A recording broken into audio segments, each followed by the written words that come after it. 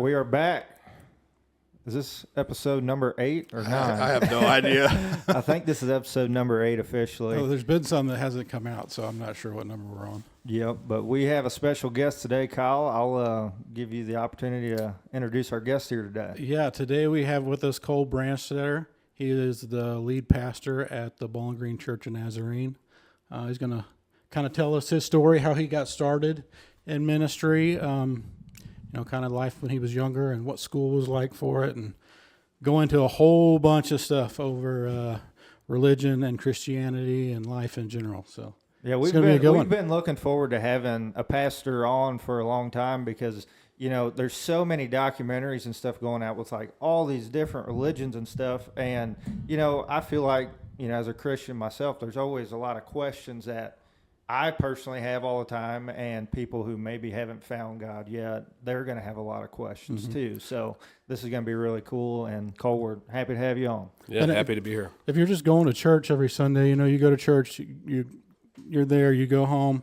Sometimes you have a lot of questions that you're not able to ask, or feel like you ever find time to stop your pastor and ask them. So, or you just don't feel comfortable. Yeah, could be that too.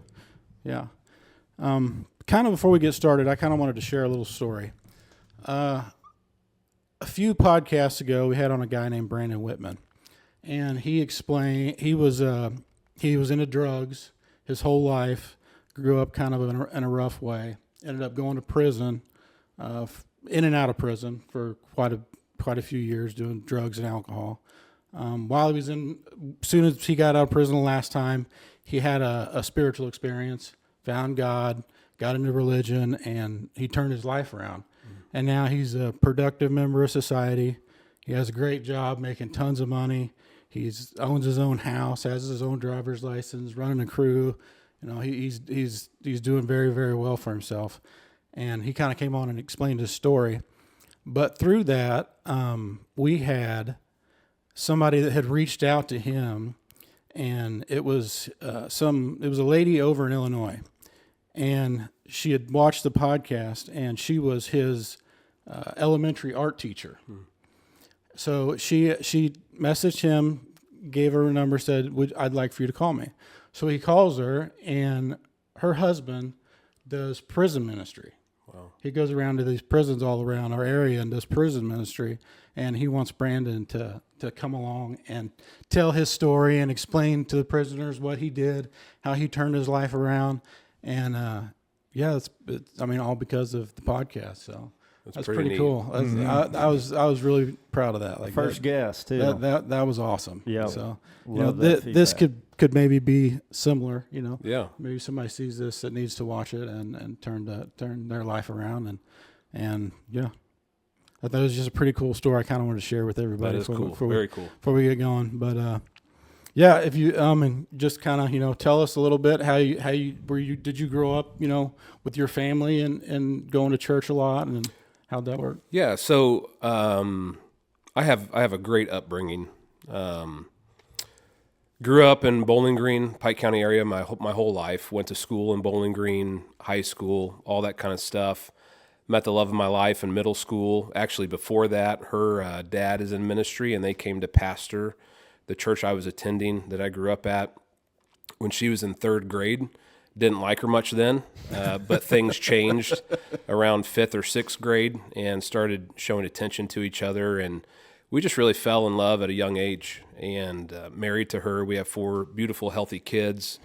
But it all really started, like I always wanted to be a designer, like an architect, design buildings, draft, designer, construction. That kind of stuff just really always fascinated me. And when I graduated high school, I didn't know what to do. And I was raised within a denomination, the Church of the Nazarene. It's a Wesleyan holiness denomination. And we have a regional college. And so I just thought, maybe that's a natural next step. I'm going to go to Olathe, Kansas, Mid-America Nazarene University. I'll do all my basic courses, get those out of the way. And then maybe God will reveal what he wants to do in my life. Rochelle was a year behind me, so she was a senior in high school when I was a freshman in college. I had a feeling she would go to MNU, so I kind of went there in hopes that she would. And she did a year later. But during that time, That first year, I was just getting my basic courses out of the way. And then God really just got a hold of my life. I felt a call to ministry, meaning to me, that was the sense of direction I was to take. Nothing else made sense. Everything else that I was trying to pursue became blurry or like distorted. The only thing clear to me was ministry and pursuing that. And so I laid aside all my other ambitions and desires, and I just pursued ministry wholeheartedly. Loved it, every single moment of it. And never something that I think you think you're going to go into, but when God calls and you answer, things just made sense, you know? Yeah. So yeah, born and raised in Pike County, loved it, had a great life. My parents are great parents. My mom was previously married, had 3 children with her husband then, divorced, met my dad, they had me. So I grew up in a family where my 3 siblings had different last names than me. They were all Carrolls. I'm a Branstetter. And as I got older, I was like, what's this all about? Yeah. You know? And so my parents did a great job of explaining that to me. It didn't harm me. It didn't hurt me. We grew up in the church and had a great life, gave my life to Jesus at a young age. And then between my sophomore and junior year of high school is when God really grabbed a hold of my life, called me into a deeper, serious relationship with Jesus. And I call that my moment where I just surrendered everything to him. And the next 2 years of high school, junior and senior year, were radically different than the first 2 years. Did a lot of stupid stuff those first 2 years, rebelled, crazy things, maybe even ruined your parents' pool table, I think, at one point. But I look back, I'm thankful for those moments because I think all of those moments have helped me be who I am today and have really contributed to my relationship with Christ.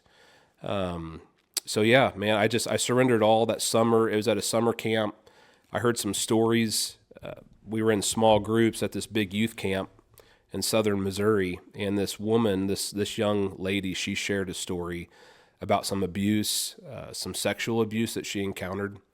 And I'm sitting in this circle thinking, my problems do not amount to anything. Yeah. And here she is weeping, and God used her story, her testimony, to re-grip my heart. And at that moment, I just crumbled personally. I didn't go to an altar at that point. I didn't reach out to adult leaders. God just did a work in my life. I remember taking all the chew cans that I took with me to camp, scattered them in the woods, and just said, Lord, I'm done with it. I was going through everything that could be a hindrance in my life. Because at that point, I was just searching. I didn't know what was a hindrance, what wasn't. And I just said, I want a blank slate, clean slate. I want to start like a baby, you know, in faith. And so that's what I did. And I'm still growing from that. Yeah, and I think, everybody continues to grow each day. So, that's been how many years ago now since you were... Dude, I graduated high school in 2006, and so that probably would have been that summer, 03, 04, somewhere in there. 20 years ago, yeah. 20 years ago, and you're still growing each day.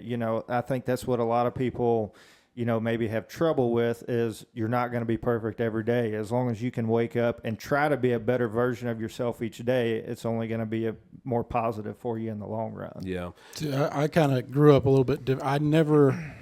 I don't think I've ever been in a church on the Sunday at, some kind of, I have been to church with my parents, what I was getting to. I haven't been to church with my parents, I don't think ever, one time in my life, in a church. We used to go to like cowboy church and stuff, and that we were out running horses all over the country. But I didn't grow up in the church. So like everything that I have learned from it has basically been since I've been an adult, and I've started kind of, figuring this stuff out on my own. And so it's a little bit different a journey. I feel like I have went through periods where my faith wasn't very strong, or, I didn't know what I believed in but lately there's been like a pull, like the last, and Corey's seen it. Mm-hmm. Like I could feel it, it's something you feel, you kind of want to turn your life around and start making better decisions and doing the things the right way. And going to church every Sunday and spending that time, it's new to me. So I'm just trying to start figuring this stuff out.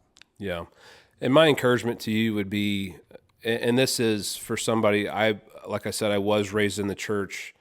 I was there every Sunday. I mean, I could count, on one hand the times that I missed church. We were one of the first families to arrive, one of the last to leave. My mom was a board member for many years, leadership.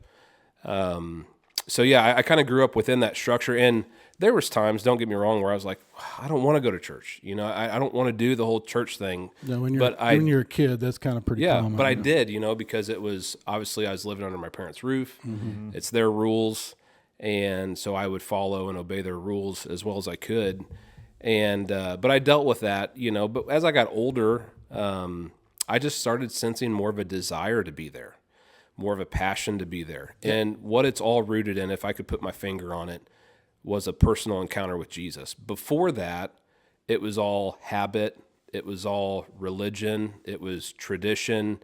It was rule following. It was just like a routine. Yeah, we could call it, like just kind of, I don't know. It was such a structure. Yep. When I was married before, and my ex-wife, we were going to church for a little while, and it was kind of felt like it's almost like something I felt like I kind of had to do. Where now it feels like it's something I want to do. Like I look forward to going to church on Sundays. Like it's fun. Like it's something I enjoy now. Now, don't get me wrong. I will say this aspect of it too. It's kind of like working out or anything that you're trying to increase your skill at, sports, that kind of stuff. There's times where you do what you need to do, even though you don't feel like doing it. And there are moments like that where what I would call the habitual practice of church or discipleship, however that looks, because everybody interprets that stuff differently. But the habitual practice is important, as long as, I would say more times than not, it's a desire. Like I have 4 kids that are all playing sports right now. We're getting into summer league, baseball. You're about to be real busy. Yeah. It's crazy. I mean, we're at the ballparks almost every evening with practices and stuff and balancing that. But when my kids come home, they want to continue the practice. They get out the batting net, they get out the tee. The boys, 11 and 9 years old, they challenge each other. The girls, 7 and 4, we get the gloves out and we throw around with mom and dad and that kind of stuff. But the boys are trying. It's not just that point of practice, that time of practice. They're so passionate about it that it spills into their life. And I think when we have a correct interpretation of church and community life, because church is something we belong to, it's not necessarily something we go to. And so our language as Americans have somewhat pinned it in a way that maybe wasn't intended. And I'm guilty of it too. Even if I leave the house to go to work, I'll say I'm going to the church, because we have kind of wrapped our minds around it as a building. But according to Scripture, church is people. And so I always tell our congregation, hey, if the walls of this church, this building, were to fall tomorrow, we could gather somewhere else, not even on this property, and we could still say we went to church. That's a really good outlook. Yeah. Exactly. And so it's just a perspective thing. But, for you, Kyle, I mean, it's so encouraging to hear that you're gaining that desire. And what I always tell people is a lot of us have experienced Jesus, but an experience is much, much different than an encounter. And an encounter is extremely important to our growth in our journey of faith. What do you mean by that? The encounter and Yeah, I grew up experiencing Jesus. What's the difference between an encounter and what you were saying before? In my opinion, so I'm just going to use a tangible example. I spent all my childhood, all my youth, going to teen camps, sitting through revival services, hearing other people share their testimony, going to cottage prayer meetings on Monday nights in the homes of our church members, trying to be as good as I could, and in those moments, whether it was a regular Wednesday night youth group or kids ministry program, vacation Bible school, teen camp, whatever it was, revival, I would have these experiences. And the experience was something that we experienced together, kind of like going to a concert.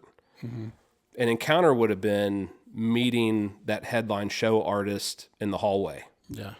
And to me, that's like an encounter with Jesus. So I can grow up and go and experience all these things, but that summer between my sophomore and junior high school is when I had a personal encounter with Jesus, where he said, it wasn't just like, hey, I'm speaking to your youth group. Hey, I'm doing cool things in your church. I would see a family get saved or an abused wife saved from that relationship, and she would give glory to Christ. I saw God work. I saw Jesus move and do mighty things in the lives of other people. Those are experiences that I got to witness as a community that I belong to of faith. That summer between that sophomore and junior high school was when Jesus just reached down from heaven and grabbed me and said, "It's your turn." Changed your mindset. It was so personal, man. And it was much more than just sitting in a crowd experiencing what Jesus was doing, maybe in the lives of others or just overall, or, yeah, Lord, you're good. We all rejoice. It was, Cole, I'm talking to you now directly.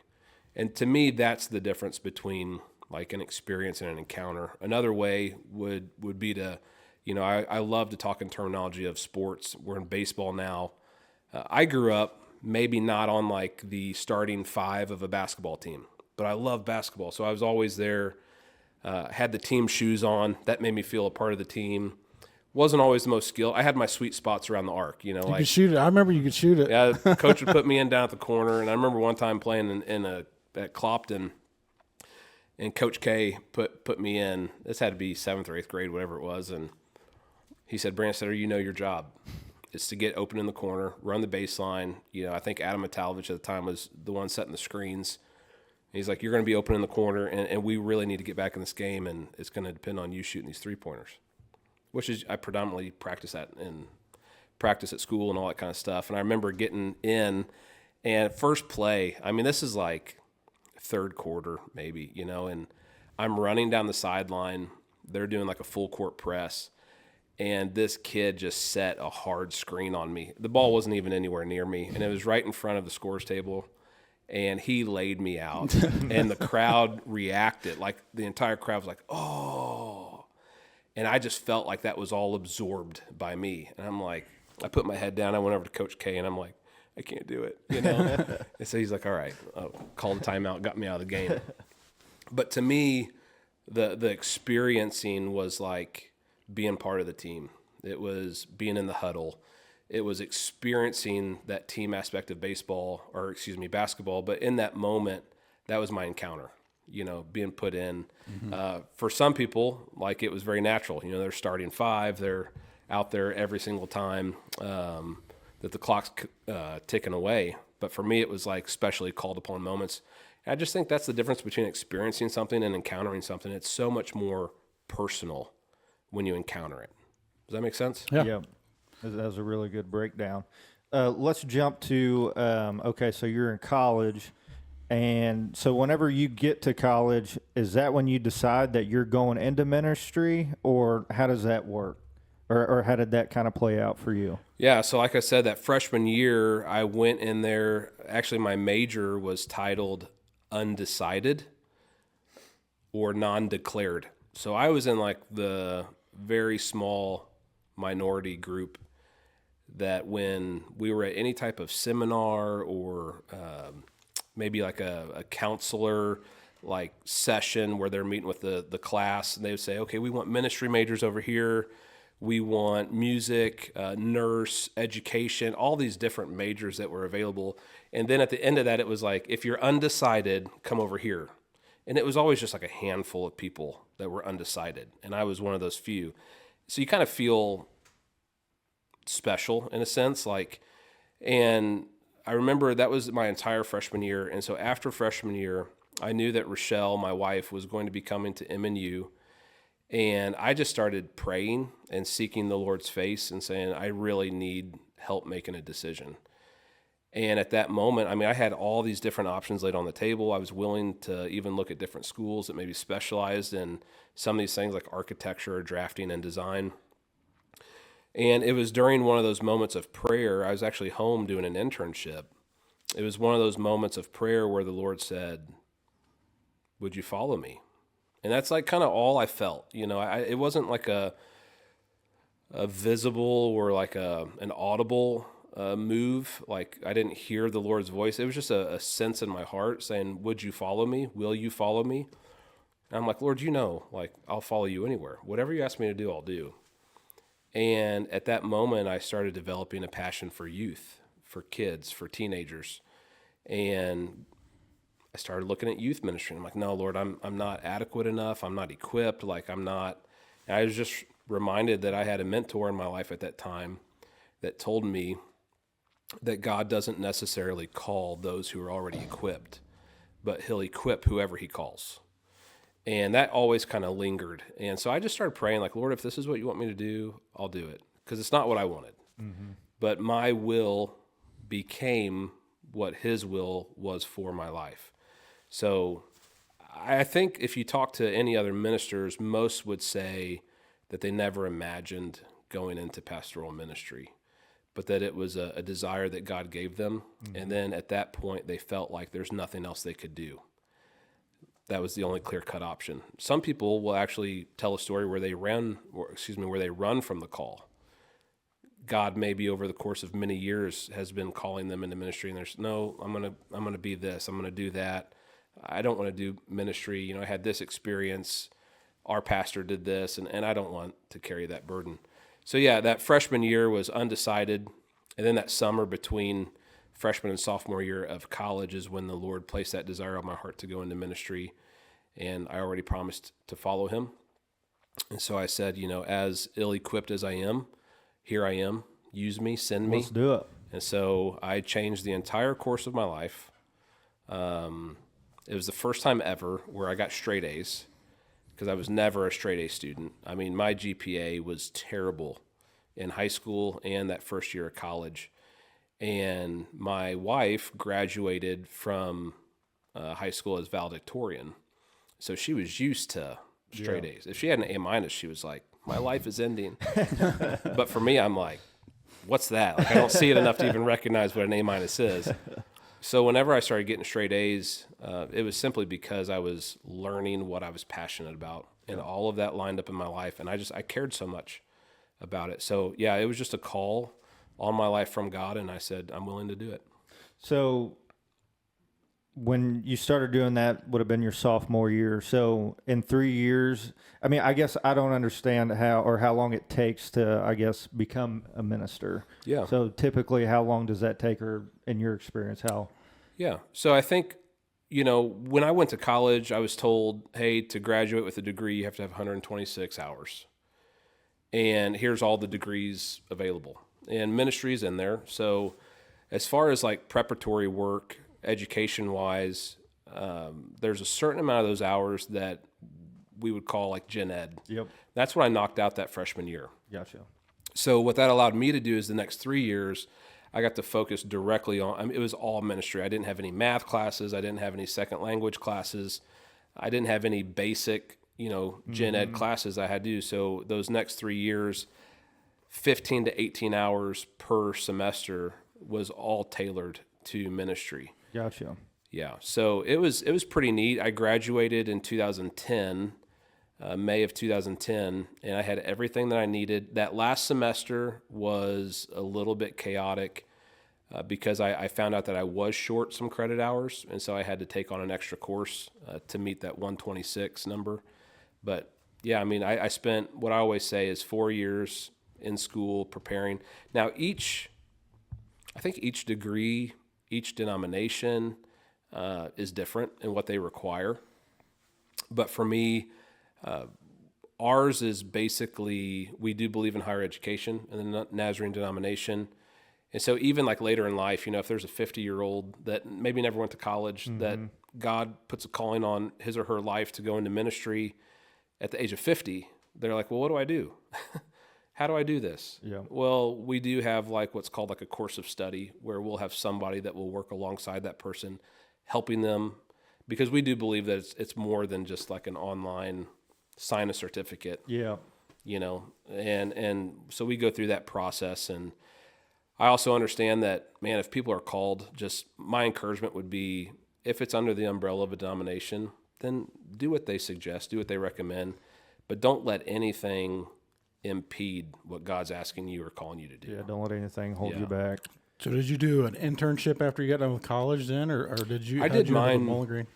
I did mine during college, and so I had to have what was called like a ministry practicum, which was real life experience. And so my senior year of college was spent at College Church of the Nazarene in Olathe, Kansas. and I was a co-pastor for the senior high youth group there. And so I worked alongside the youth pastor, and co-pastor was a fancy term at that point for intern. And so I had that full year, a little bit more than a year of ministry experience. Before that, I was a mentor in the youth group. And so I got to learn under this huge ministry team. College Church was, in my opinion, a big church at the time, few thousand people, multiple staff. And so I got to experience kind of all of what that was like and learn from a lot of different people. But yeah, when I left college, when I graduated college, the first thing I did was we got married. And I was getting prepared to go straight into seminary to get a master's degree. And then I was on spring break trip in March of that year of 2010 with some friends from college. And I got a phone call from my local church, Bowling Green Church of the Nazarene, saying, hey, our church just decided to hire a full-time youth pastor. And your name came up. Would you be interested in coming back home? And I was like, no, like absolutely not. At that time, I think I never had a dream of going back home. Mm-hmm. You know, you spend your whole life at home, and a lot of time of what you think is like not how you can remain here, but how you can get away from here. And so I had no intention. And I remember calling my fiance at the time, Rochelle, and she's like, what'd you tell him? I said, no, like I don't want to go back home. So we'll continue on with our plan to go into seminary and live in the Kansas City area. And then I just started praying about it, and God would not leave me alone. Just kind of kept bringing it up multiple times a day. And so the church was generous enough. They gave me time to think about it. They didn't take my no answer as a hard answer. And so I took the time that it was needed, and God worked in my heart, and I called back. And after talking to Rochelle about it, and we decided that that's where the Lord wanted us, and we wanted to be faithful.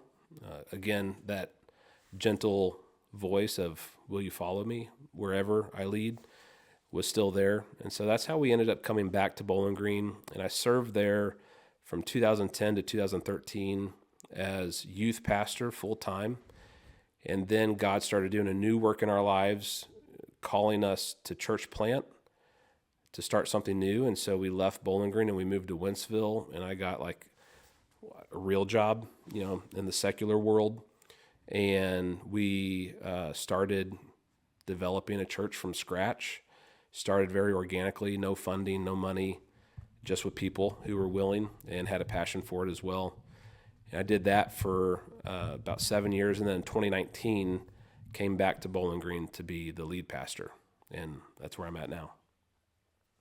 Sounds like you've kind of been bouncing around in a few places. So whenever you say like the church plant, like how do you get called? Like how does that come about to where, like you said, there's no building, no nothing. You just leave Bowling Green, go to Wentzville, which is a very, I would call very big town. And, you know, how is that process? I mean, how does that even start to register in your head? Because the first thing I would do, like, well, I don't know who I'm going to go find. I mean, are you going door to door, business to business? Or how does that kind of whole? Let me say this. There's a lot of playbooks, but the most effective and efficient one I've ever found was just to do what God calls you to do. Don't try to duplicate or replicate what somebody else is doing, because that worked for them in their context. And what worked for them can help you and you can learn new things, but it might not work identically in your context. Yep. So we knew that God was working in us. We started going to church planting conferences, did some assessments to see if we were even capable of doing such a thing, because it taps into so much more emotion and so much deeper levels of your mental state, all that kind of stuff, physical condition. I mean, it takes a lot out of you.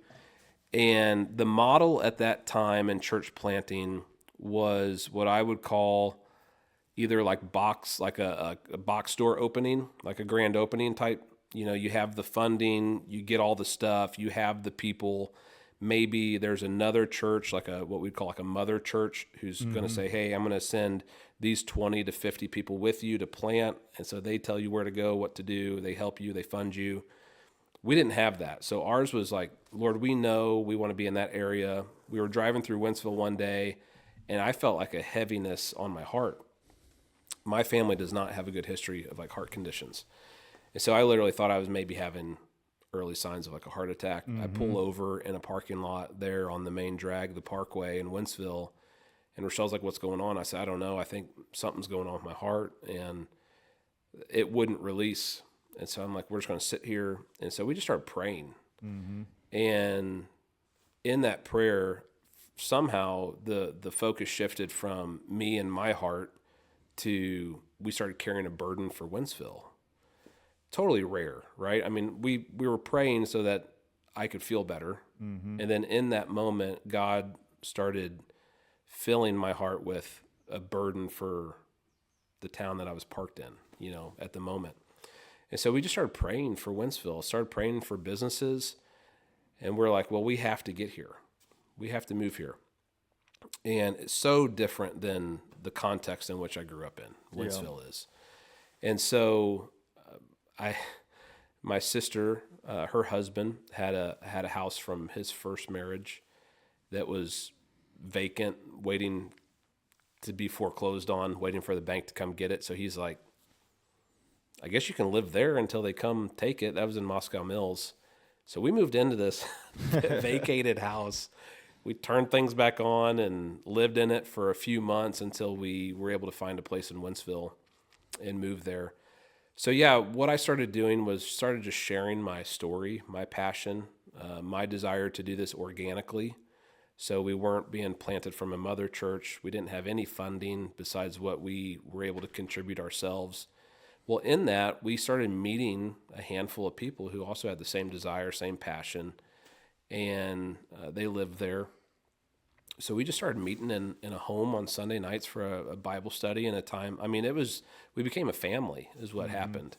It would look more kind of like a small group, I would say, in comparison to a church plant. But it was the early formations of that.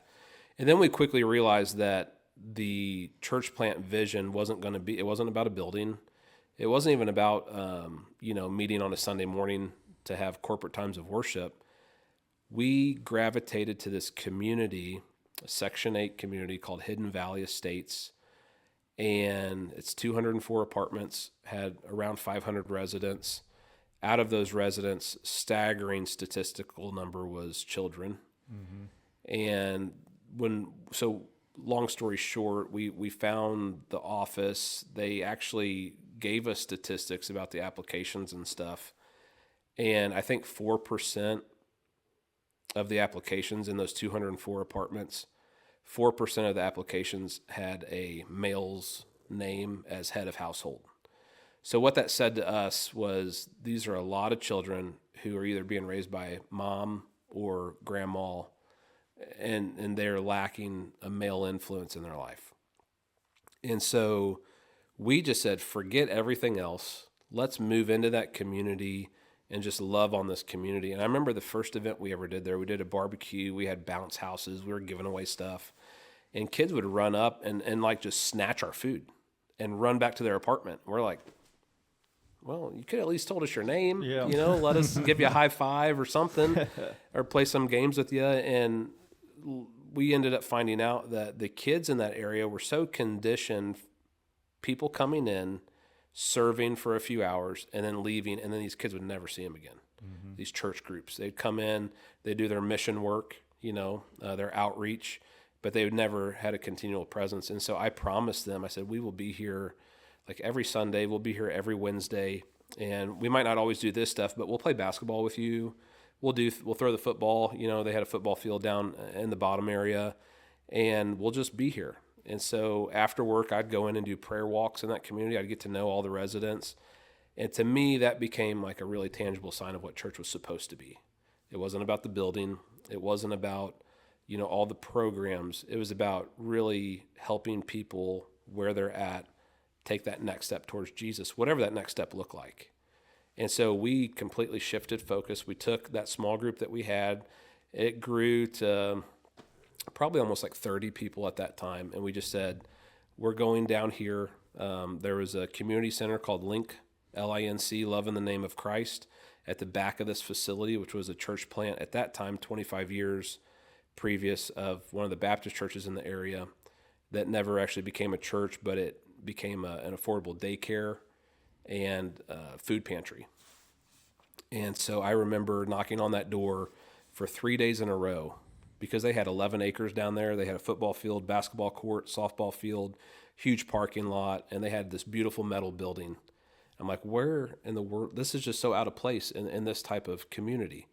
And so I went there every day after work, 3 days in a row, between the hours of 2 to 2:30 in the afternoon, knocked on the door, never got an answer. And I remember that next day after those attempts, I knocked on the door, and this lady answered. Her name's Kathy. She said, "Hi, my name's Kathy." And she just so joyful. And I said, "My name's Cole. I'm a pastor. I think I'm supposed to talk to you." And she goes, "I've been praying for you. I've never met this woman before in my life. Wow. Come on in." So I come on in, and she wanted to hear my story. I told it to her. And next thing I know, she is asking me to be pastor of Link, pastor of that community, and that we could just move in. Like the church that I grew at that time, that we grew, so many people were involved in the growing of it. We basically moved into that facility and had that facility as a hub to do ministry. So Sunday mornings, we met on Sunday mornings at that time, and that was basically for our core group. And then Monday through Saturday, we were just in the community doing things. We had partnerships with Lowe's, Target, a lot of big stores where we would take their returns, their overstock, damaged items that were still perfectly usable, and they'd bring them by the pallets to Link Center, and we would have these block party nights raffling off free stuff that these people so desperately needed. We would bring in the police department, fire department. We'd have dodgeball games where kids could just demolish cops, and we were trying to build the relationship of trust because every time a cop car would come through, kids would run. And we thought, I was in a prayer walk one day and I saw this cop car come through and kids scattered. I mean, the place looked vacant. The community did. As soon as the cop car turned the corner and got out of sight, everybody came back outside. And I'm like, what's going on? And so I had this burden of, what if we could have kids go to the cop car and give high fives to the cops as they drive through instead of running and hiding? And so we did tangible things to try to help bridge that relationship. So to me, that became what the church was supposed to be. It wasn't about statistics. It wasn't about numbers. It wasn't about anything else except finding people and then just sharing life together, sharing our stories together, and then doing my best to help them take the next step towards Jesus, whatever that looked like. And in theory, what ended up happening is I think I ended up growing more than a lot of them did, just because our lives were crossed. It's kind of the definition of meant to be God's plan. It seems like everything just kind of laid out in front of you. Yeah. So when we came back home in 2019, I got a phone call saying, "Hey, our previous pastor resigned." I said, "It's my home church, and I was only 45 minutes from it." I said, "If you ever need anything, reach out. I'm just down the road." And they said, "Well, actually, multiple people have already suggested your name." And I said no. Like on the phone, I'm not interested. We're so happy doing what we were doing in Wentzville. Yeah. Loved it. I was working full time to fund it and my family. People were very generous. There were other families that were also sacrificing. When you sacrifice and live minimally for the advancement of God's kingdom, you're so much more invested in God's kingdom. And it was a struggle for all of us involved, but we loved it. And so to come back to what I would call like an established traditional way of church was kind of foreign at that time and not very attractive. But again, God moved in a mighty way. I asked him, I said, "Lord, if this is what you want us to do, would you please," one of my pleas is I always tell God, I'm not very smart. And so I need you to make it obvious because I'm just not a very scholarly guy. I'm not the brightest. And he knows that, and I know that. And so I just told him, I said, the easiest way to see this would be if you close the doors that you've used to affirm our call here in Wentzville, if you just close those in reverse, it would be very obvious. Because I thought I was like, okay, I'm going to get really specific, and that way there's no way this is going to happen. And sure enough, God started closing the doors in reverse that were used to affirm our call in Wentzville. He started closing those doors, and which then just point us to come back home and be lead pastor. So, yeah, church planting, man, it's a wild thing. Yeah, it and sounds like every it. single model is different. Ours was just a very organic, people-oriented approach. And it sounds like so many things fell. You met the right people to do it, and then to meet somebody like Kathy, where she's like, I've been looking for you too, and just to show up and boom, you have this building and everything. That's an awesome story. You brought up coming back to Bowling Green is more like a traditional church. This is a conversation that we have all the time. Do you feel like the more modern churches, or okay, I'll rephrase this. I feel like just from what I've experienced and kind of what I'm seeing, the traditional churches aren't getting the presence as what most modern churches that have the live bands and all that. Do you kind of see the same thing, or? Yeah, I think it depends so much on your culture and where you're located. Around here, we have such a historical presence. I'll see different churches. I try to be friends with as many pastors as I can to offer support and encouragement. We might disagree on theology things, but we're all trying to get to the same place.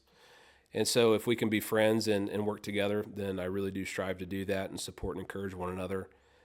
But yeah, man, I think that there's this culture of attractional church where we have to convince people to come, and we can do that with the cool things.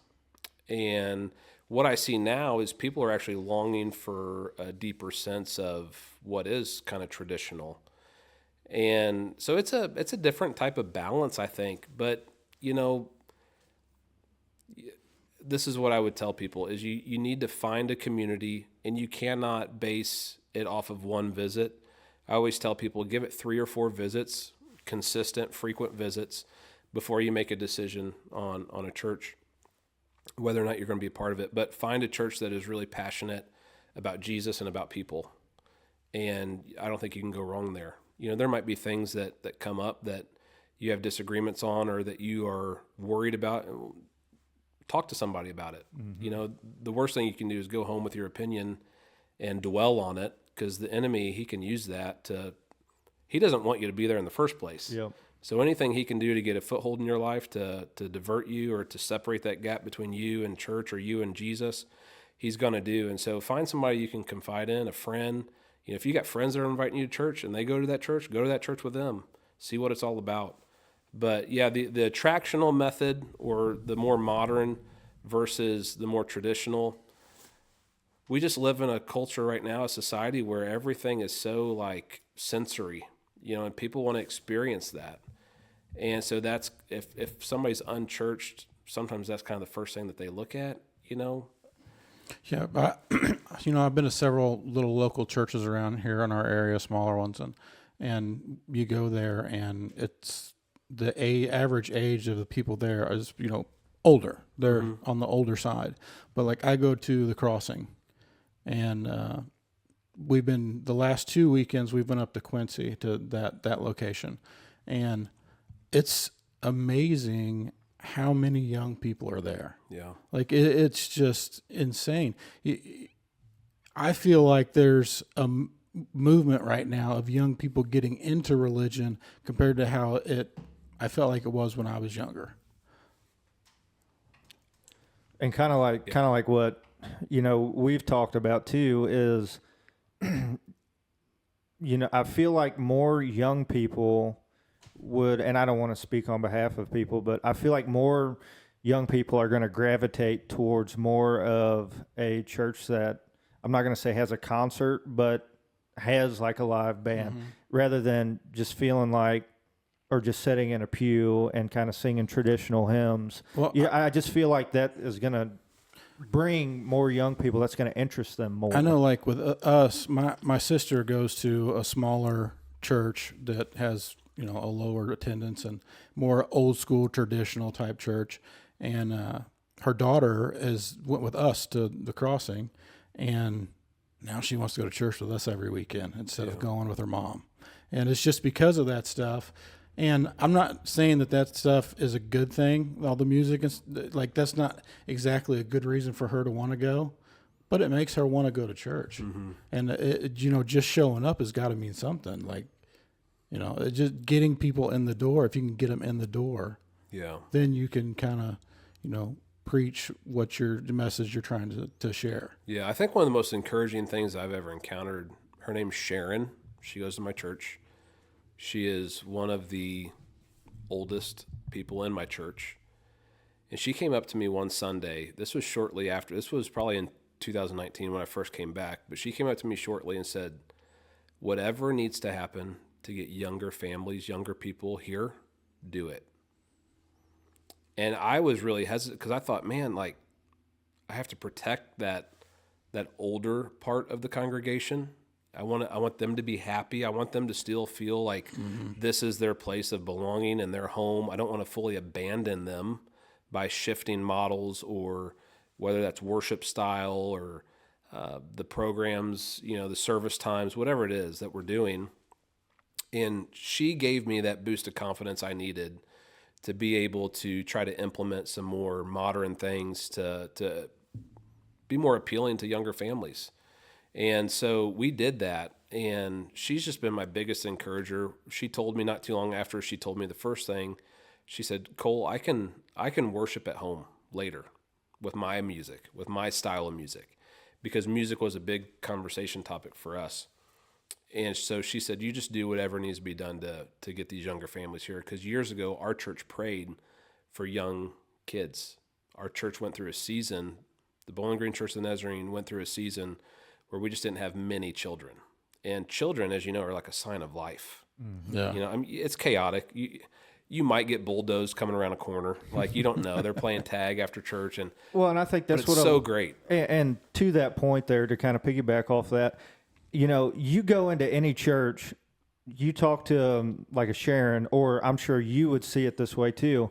You would much rather have a baby crying in a pew than not having any at all. And I think a lot of parents may be, not scared, but not wanting to take their kids because they don't want there to be an outbreak. But, most people in church don't care. Yeah. So again, I think I have a really good friend. I've coached multiple teams with him, and I've asked him, I can't even tell you how many times, come to church with me. Would you come? Just check it out. And so finally he told me his story with church, and him and his family, it was an Easter and Christmas are big ones for people that don't normally go to church to go. And it was Easter, and his family decided, we're going to go to church. They had all these little kids, and it was a church that kept the kids in the service, which you find more so in small towns. And it was fine, but he said, one of my kids was making some noise, and I tried to, hey, we need to pay attention. We need to, here's, something to color on. But the pews were squeaky, and the kid was restless and just a source of noise. And every single look he got, he felt as if he was just receiving judgment. Yep. Why are you here? You're a distraction, that type of thing. And so they walked away, and nobody ever came to them and said, hey, it was so great having you all here. Nobody came to them and explained, like, we would rather have the noise than not. Yeah. And so our philosophy is we love having kids in the service. And so this was about 4 weeks ago. I think we had over 100 people in the service, and my wife after church said, I just got curious, and I think I counted 30 kids. I was like, wow, that's a huge percentage. Yeah, that's a lot. When you're looking at 112 people and 30 of them that day are children, like, you have the cries of babies, which we have a cry room. We don't do like the traditional nursery anymore, but we do have a cry room where people can go and take their kids and still watch and listen to the service. They can see it, they can listen, but they can give their kid, the attention that they need at that moment, and then come back in if they want. So we have that option, but it's just, you have kids who are saying funny things. You'll hear burps and farts and it's just, we would rather have that than not, because it's a sign of life. Well, if you got 30 kids that are coming to church, that means you have a lot of young people that's coming to church too. Yeah. Which is, that's what you need to push the church forward in the future. Yeah. And bringing up, that story there with the guy that brought his kids and kind of felt that judgment. Just doing some like research and reading some different articles and stuff, because we have this conversation all the time. Most people feel like they get judged at a traditional church more than like a giant church where there's a lot of people at. And I don't know if it's because, typically traditional churches don't have that very many people in there. So they kind of see more of what people are looking at and kind of facial expressions.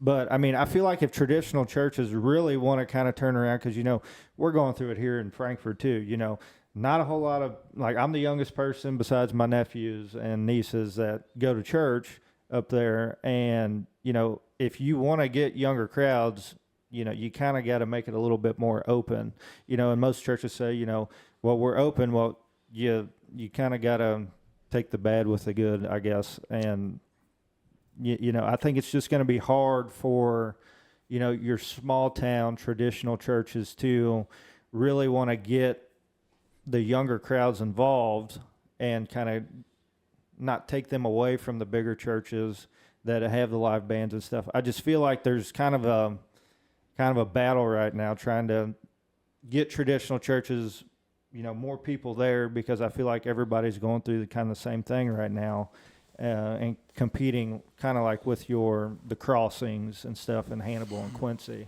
I think the style of the sermon and stuff make a difference too. Because like when I was a kid, I went to church a couple times with one of my buddies and his family where they go to church. And every time I left that church, I felt terrible about myself. It was just like, always like, if you're not doing this, then you're, going to hell, and you got to be doing this and praying this many times a day. And it's just, I was like, man, I don't feel good about myself when I left there every time. And I didn't enjoy it. It wasn't, that style of preaching is not going to get people in the door and stay there, young people anyway. And I think too, when you're talking about traditional churches, if you're going to reach young families, you have to be conditioned to reach young families. And young people, they want to feel welcome. They want to feel safe. They want it to be relevant, whether it's worship or the message.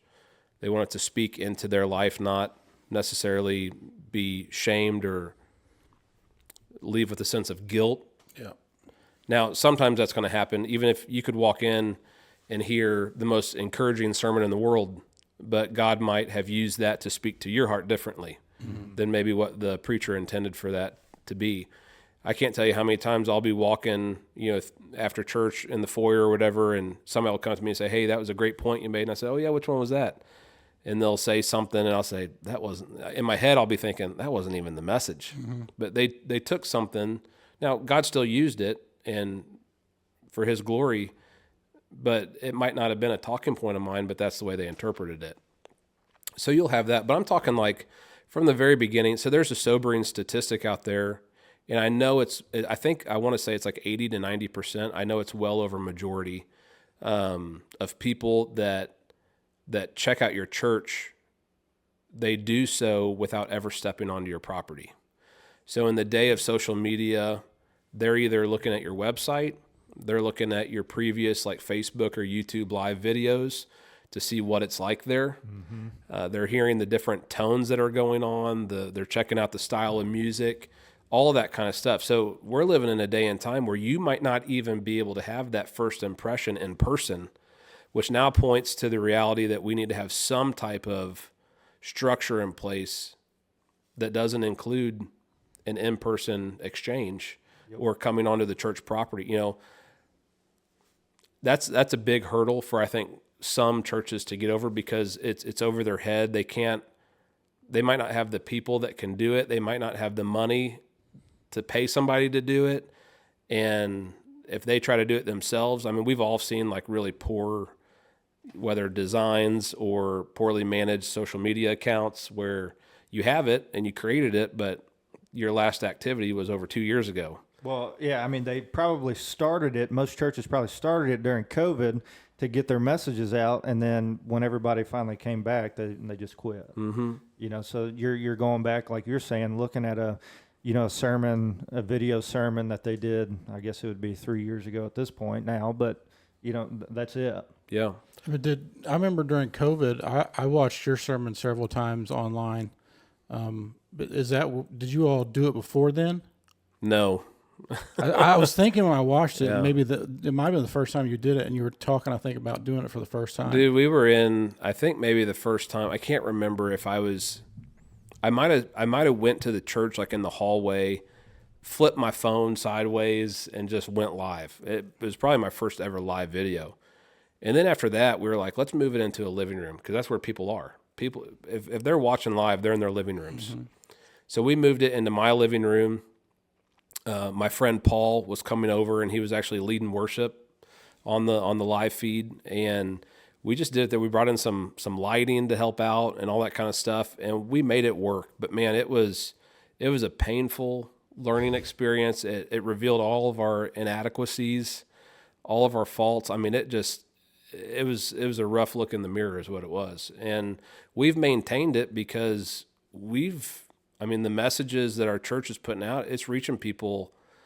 I mean, I'll get a message from somebody in New York, there was if I can share a story about it, there was a man who reached out to me. His name was Gordon, a business guy in New York City, Manhattan. Like, this is foreign to me.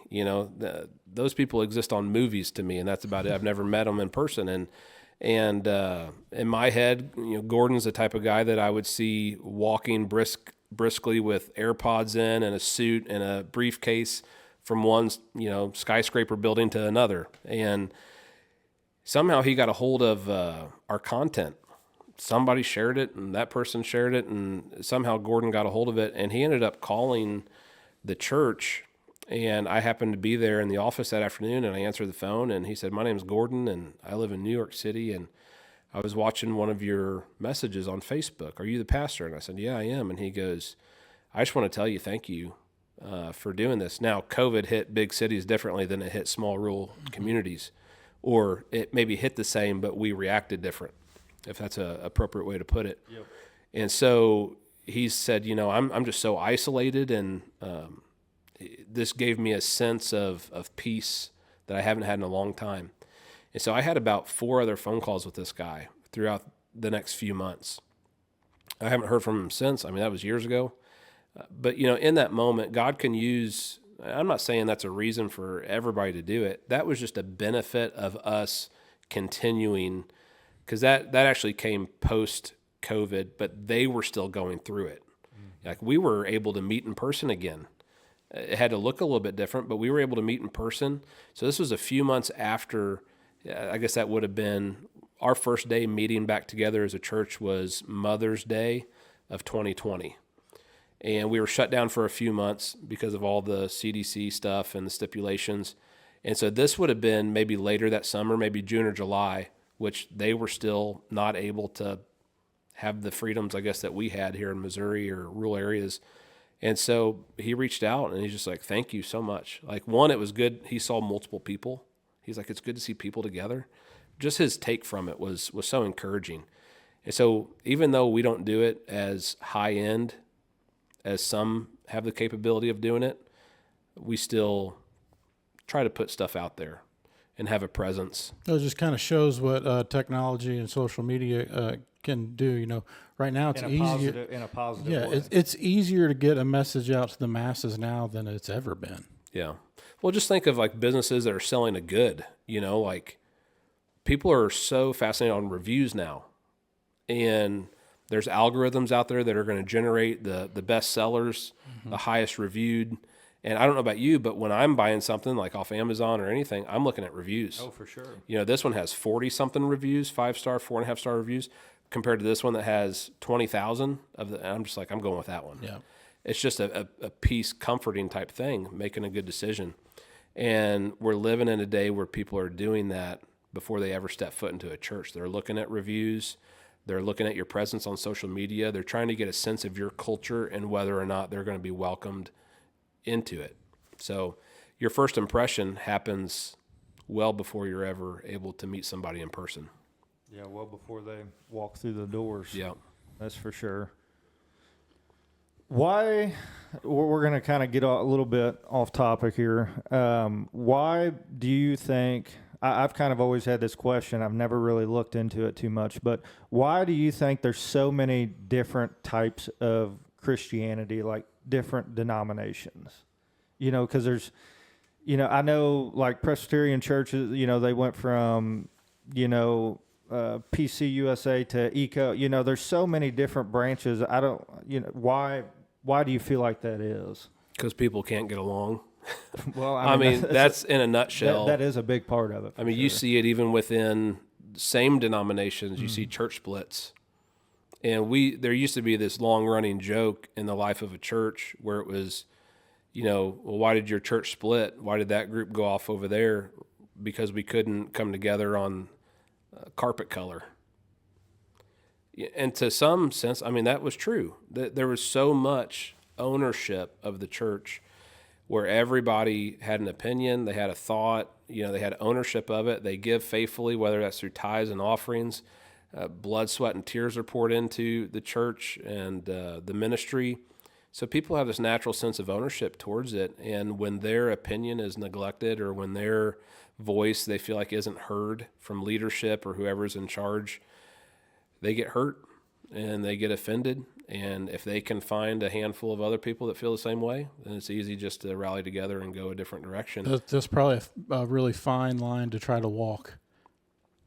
You There want is. to make everybody feel like they have a say or have some kind of control of the church. So you want it to feel like it's, you know, everybody's, like it's one big family. But then when decisions get made, everybody's got different opinions. Mm-hmm. Well, it's just kind of like going back to what he was saying about, you know, you have like Sharon, you know, her age group, you know, they've kind of been at the church with a certain way, you know, kind of how things are done. But, you know, then she kind of gives him the go ahead and, you know, start bringing in some younger people. So you got to make a few changes there. You know, that's kind of one of those deals too. Yeah, and whenever you're talking in terms of like denominations, you know, there's a lot of denominations out there. And the Nazarene denomination is one denomination that usually doesn't show up on like a drop-down list of options of denominations when you have to select that. It's, you know, you have Methodist and Baptist and Presbyterian. There's so many denominations out there. So I think for somebody that's maybe interested in going to church and they don't even know where to begin, they're going to check out your content. You know, they're going to see what type of presence you have on social media. They're going to check out websites. They're going to see what ministries you offer for maybe their kids that's 5 to 7 years old or whatever it might be, or their teenagers. They're going to check that stuff out. But ultimately, I mean, if I could just sum it up, I think that just people have had a hard time getting along and they argue over, you know, theological differences. And that has led to many, many, many different denominations over the years. And we don't really see like new denominations evolving. This all happened really back in the early 1900s. Like I know my denomination was officially organized, I think, in 1904.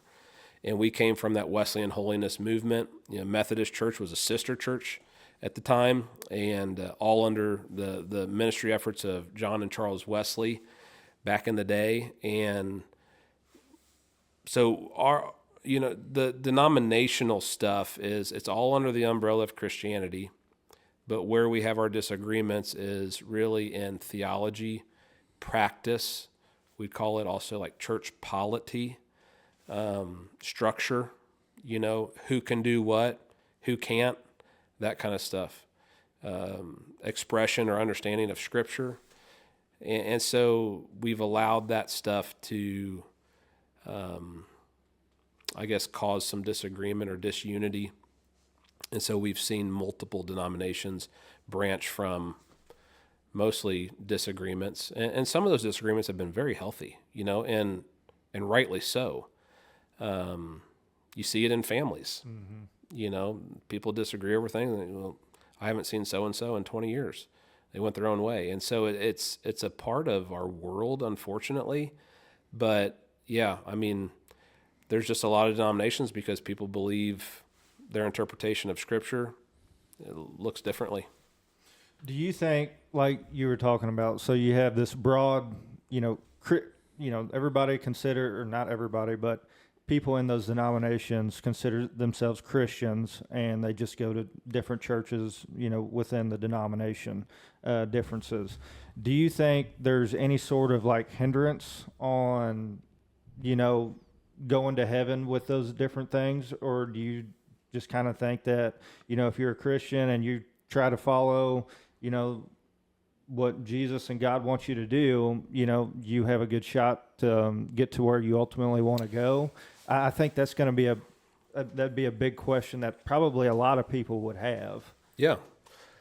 So my opinion, and I have to be careful in what I say here, is you have to strip all of that away, and you have to look at Scripture. And Jesus, when it comes to why he came, it was to seek and save the lost. That's scripturally fundamental, that he came to seek and save the lost. And he only gives really a few commandments in the New Testament and the Gospels, the first 4 books of the New Testament, Matthew, Mark, Luke, and John. And it's to love God, to love others, and to make disciples, followers of Jesus. And so when you look at that and you kind of boil down just the simplicity of what it is to follow Jesus, then now you have an understanding of what Scripture is and what it means to you. And so you can read it pretty black and white.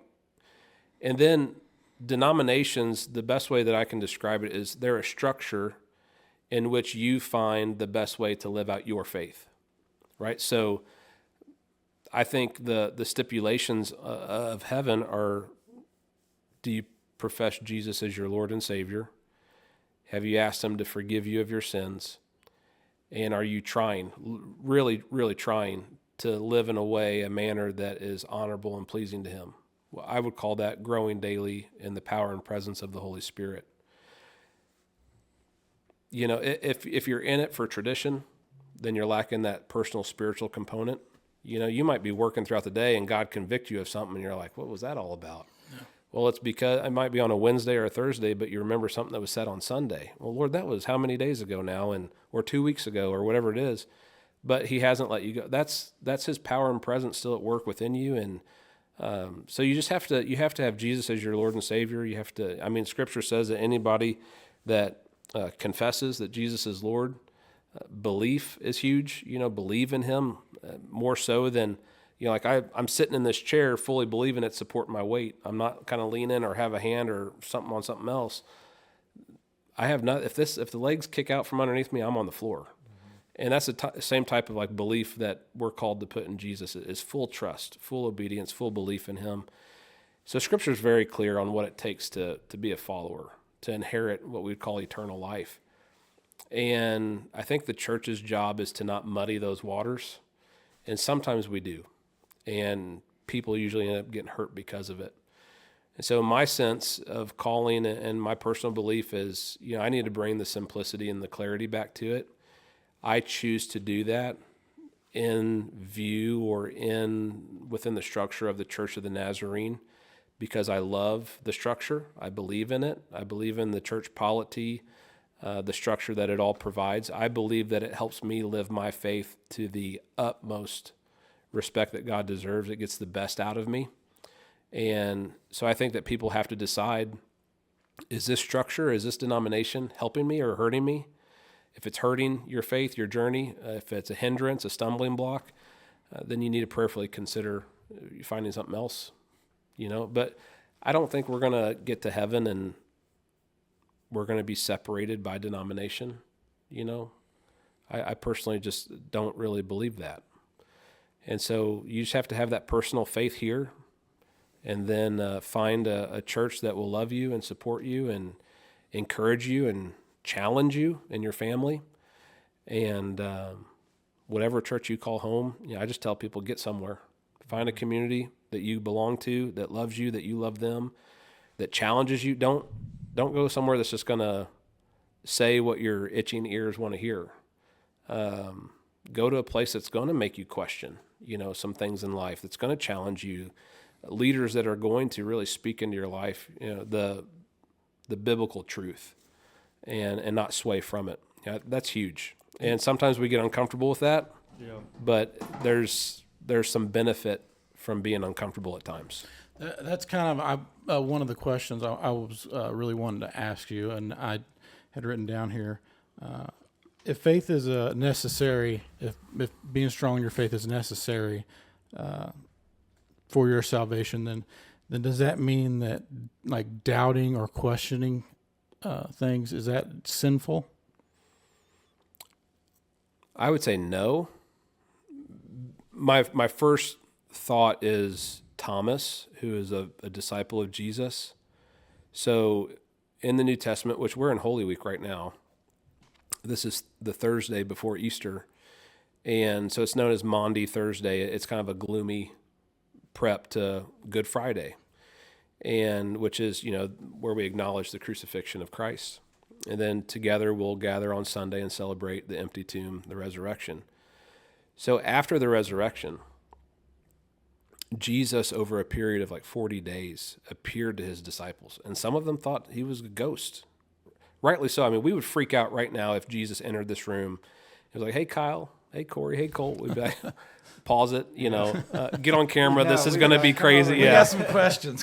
Take my mic. Yeah, exactly. But there was this one disciple whose name was Thomas, and Thomas kind of missed out on one of the first reveals of Christ post-death, post-resurrection. And so when he showed up, for whatever reason he was late for, him and his friends, his friends were trying to convince him Jesus was here.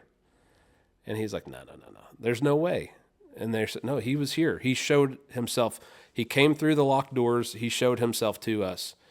And Thomas said some very significant words. He said, unless I put my fingers where the nails were, and unless I put my hand into his side, which is where he was speared, I will not believe.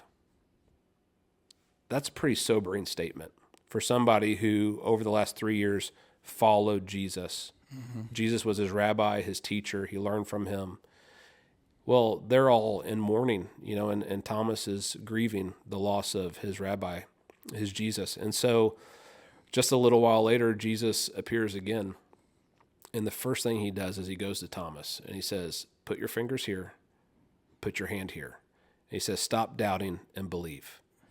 So I think that doubt, I wouldn't call it a sin. I think maybe to some degree it can open the door for sin. But I've always viewed doubt as a refining process, as long as you're able to work through your doubt. If you live in your doubt, that can be a very depressing state to be in. But if you work through your doubt, you find the reason to believe, don't stop searching until you find it. I think it's a refining, growing process. And so I just look at Thomas, and actually his nickname in Scripture, you'll see Thomas of Didymus, because they usually describe people by their place of origin or location or town where they lived. But in parentheses, it'll say Doubting Thomas. It's like, what kind of nickname is that, That's not one you want to have forever. But he's a doubter, and it was naturally who he was and what he did, and yet Jesus revealed himself to Thomas, so again, from experience to encounter, right? Yeah, I mean, I think as human beings, I think in my opinion, I think it's okay to doubt or question things, because then it makes you go try to find the answers for it. Absolutely. And if you question whether Jesus was real or here on earth, maybe that doubt lets you go try to find the answer for that. And if you look hard enough, you're going to find the answer for it. Yeah. So, and one thing I'd like to chime in and say as a pastor is I really give people the freedom and the space to doubt.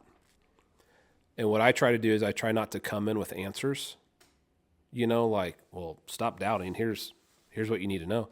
I listen to them, and I come alongside them, and if they'll let me, I'll participate in their journey of doubt. Say, let's navigate through this together. Let's meet every so often. Let's pray, and let's discover what the truth is together. Let's not rest in the doubt long, but let's journey together. Let's be friends in this, and try to figure a way through it. And ever since I started doing that, because the natural tendency, if you have an answer, is to give it. yep. But you learn so much more when you pause and when you navigate and journey and experience life with other people. It's so much more beneficial and fruitful. And honestly, I feel like that's just what we're called to in Scripture, is to be that for others. And I would hope that somebody, if I go through a season of doubt, I'd hope somebody would treat me that way. So yeah, I think it can be drastically beneficial. Yeah. You had you'd mentioned just a little bit earlier, and it was very, very lightly, something about the mental side of it. How do you see the mental side of being a preacher? Because I know you have a lot of people that come to you with their problems, or if they just went through a major loss. So I'm sure some of that kind of comes on to you too, and you feel that pain and for their loss, and you probably experience that often. How do you deal with the mental side of that? God's helped me come a long way with that. At the beginning, I really struggled because I was trying to handle all of that in my own capacity. I wasn't talking about what I was feeling. I would come home and feel like I had to hide my emotions from my family. And Rochelle's the first one that can tell minutes or seconds within walking through the door if something's wrong. Yeah. Just by maybe the way I'm carrying my shoulders or my breathing. Like, I don't know, but she knows. And so I think the biggest thing that has helped me is to confide solely in Jesus, asking him and so if I go to a family's house that maybe just got the news that they lost a loved one, and I know that's where the family's at, and I go there to be with them, I try not to say much. I just try to have a presence. And on the way there or before I go in, I'll just take that extra minute or two and I'll say, Lord, I don't know what I'm stepping into here. Would you help me? Like, really, would you expand my ability for empathy? Would you expand my reservoir for compassion? Like, would you give me the things right now that family needs and that I lack? And he's always been faithful to do that. And so then I go into that situation and I'm there for however long. Usually I get an opportunity to comfort and console the family, offer prayer. But most of the time I just stand off to the side, and my presence in the room, from what I've been told, has meant a lot than the words that come out of my mouth. And so then when I leave, I love these people. So I feel their pain. I cry.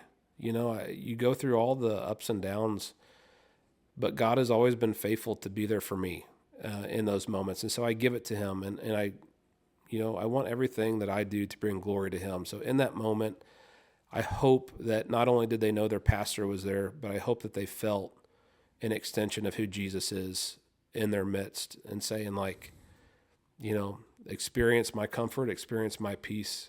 I give it to you. I leave it with you. It's yours. And then when I go home, me and my wife are a unit. Scripture is very clear about, two becoming one. And so I share everything with her. And then I have some really great friends of mine who go to a counselor. They have a therapist, because a lot of the times, I sympathize a lot for counselors, school counselors, anybody that's in counseling, because you're the end of the road. Like, you're the end of the line for the problems, for the thoughts, the feelings, the depression, the anxiety. You're just absorbing everything that people are going through. They're putting that all on you, but who's there for them?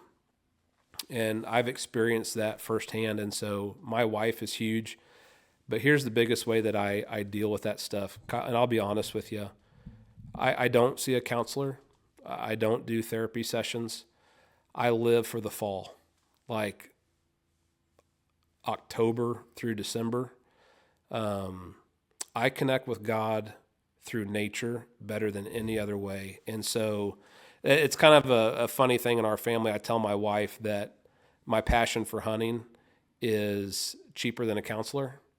And so anytime I need to buy something new, a duck call, some decoys, a jacket, whatever it is, and if I can't use it for my kids, because that's usually a good excuse. Hey, Bo needs it, or Malachi needs it. I don't know how much therapists cost, but I know how much I spend in hunting, and it's pretty It might be expensive. equivalent. Yeah, it might be more. It's so funny because me and Corey have had this conversation so many times about what being out in nature and hunting and fishing and all that stuff, how it connects you to your faith, and makes you feel. It does. You can, when you get out there, you can just feel it start stripping off of you. It allows me to just push the reset button. I mean, every morning or every evening I'm out like in the stand or I'm in the duck boat or whatever.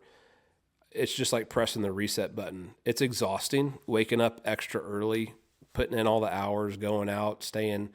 You know, I remember the first time I started bow hunting, archery hunting, and I didn't realize how close you get to these encounters with these amazing animals. Mm-hmm. You know, I mean, you can hear them sometimes breathing, how close you get to them. And then realize, you know, I'd look at my clock and I'd be like, oh, that's shooting light.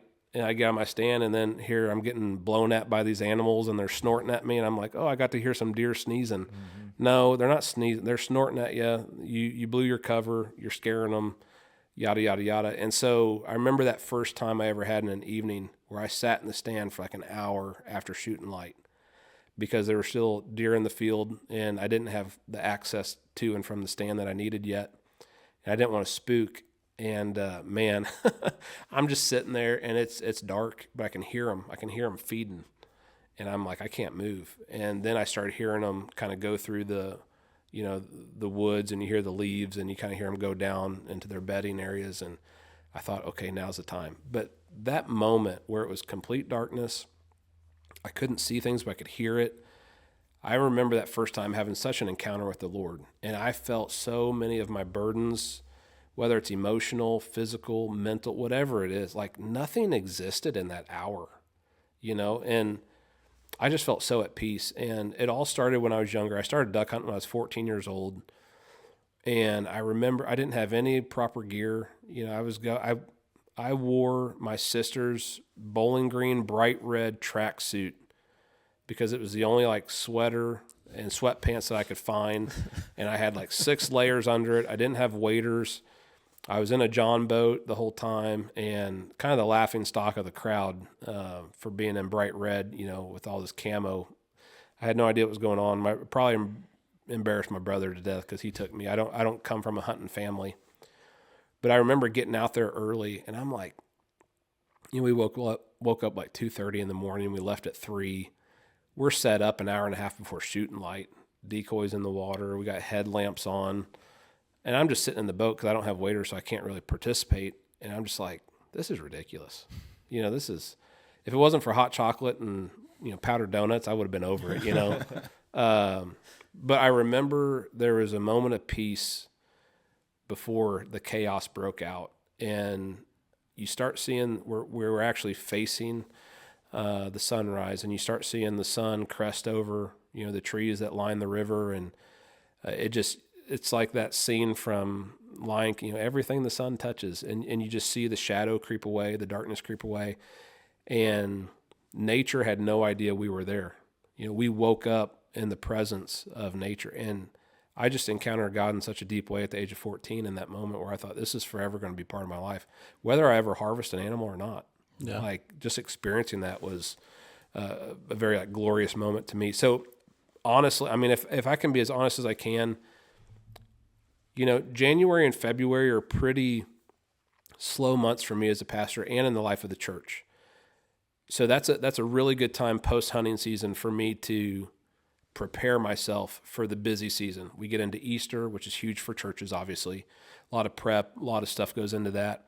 And then right around that, our focus shifts to like graduates, Mother's Day's in there.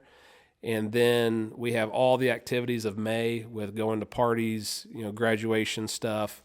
And then we get into June, which is Father's Day. And then we get, and in the midst of all the background, we have our personal stuff. So practices every night for ball, traveling here and there, coordinating, calling grandparents, saying, hey, Rochelle's going this way, I'm going this way. And I got 2 kids that don't have supervision. Can you take them? That kind of stuff. And then summer months with camps, teen camp, kids camp, family camp. And then next thing you know, you're prepping for back to school. We do a back to school retreat. We do stuff for students, you know, back to school bash, all this kind of stuff.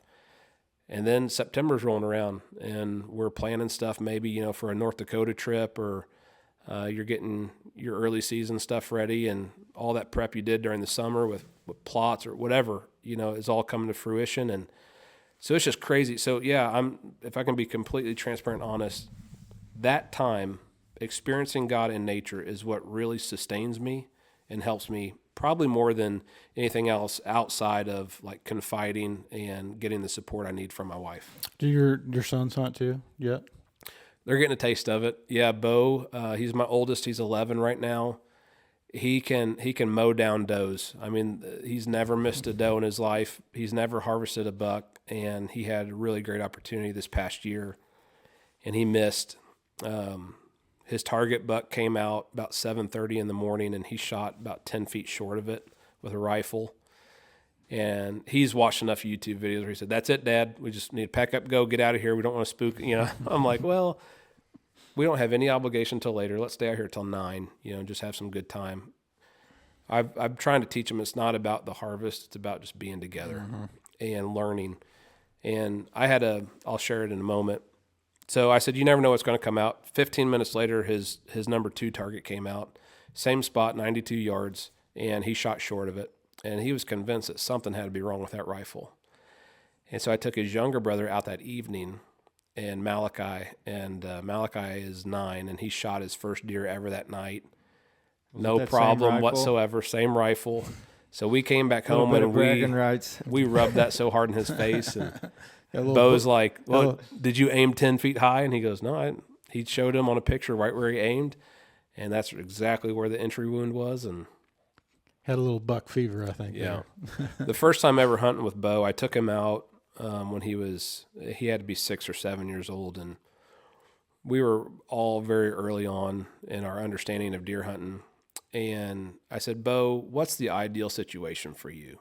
What is it going to be that makes you pull that trigger? He said, I want an 8-point buck. I want it at 50 yards, and I want a perfect shot, meaning broadside.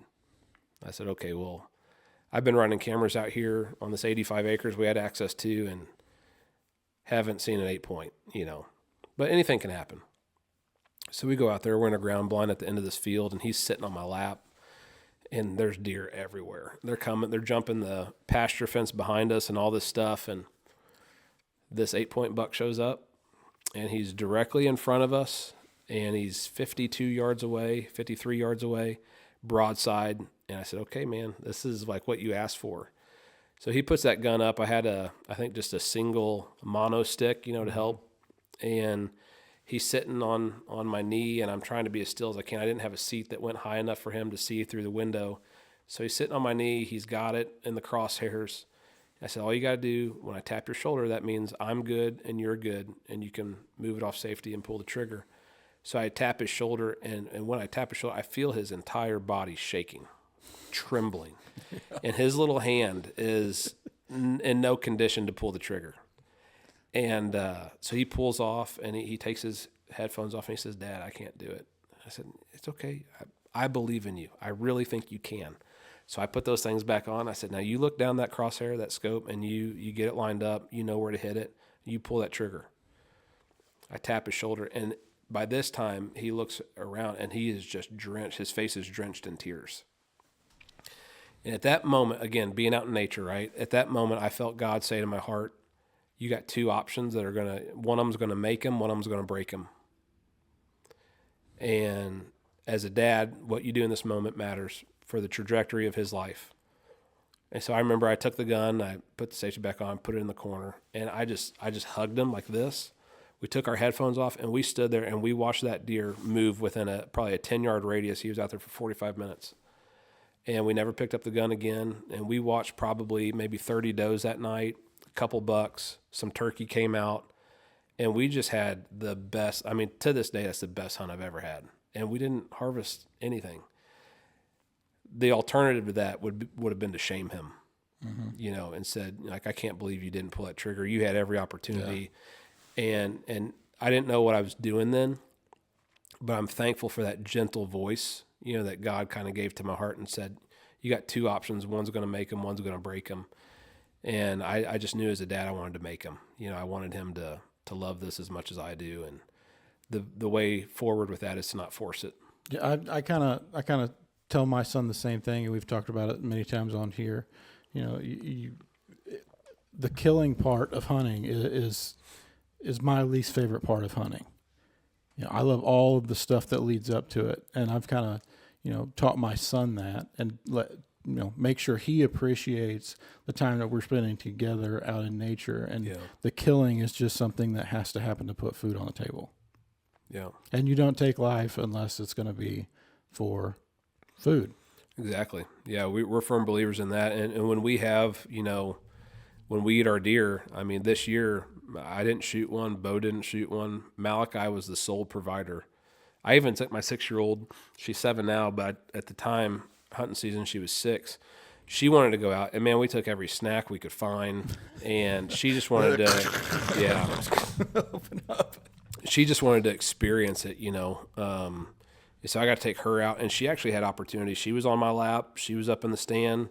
She had, she was trying to get her eye lined up with the scope and everything, and we didn't get anywhere, close to pulling the trigger. But I used to let them take their BB guns out there, just so they could carry a rifle, and they could learn gun safety and all that kind of stuff. I never let them shoot it at a deer, but I'd let them aim with it, and just to get them passionate about it, But I agree. Every time we're eating deer right now, we get out of the freezer, Bo's like, "Whose is this?" And I'm like, "Malachi provided this," And then we obviously give thanks to God for it and then eat it. But it's nice that they kind of claim that ownership. Malachi is a 7-year-old. He's saying, or he's 9 now. He's saying, I put this food on the table. Yep. Like, well, Daddy and Mom, we paid for it. You didn't field dress it, but you did squeeze the trigger.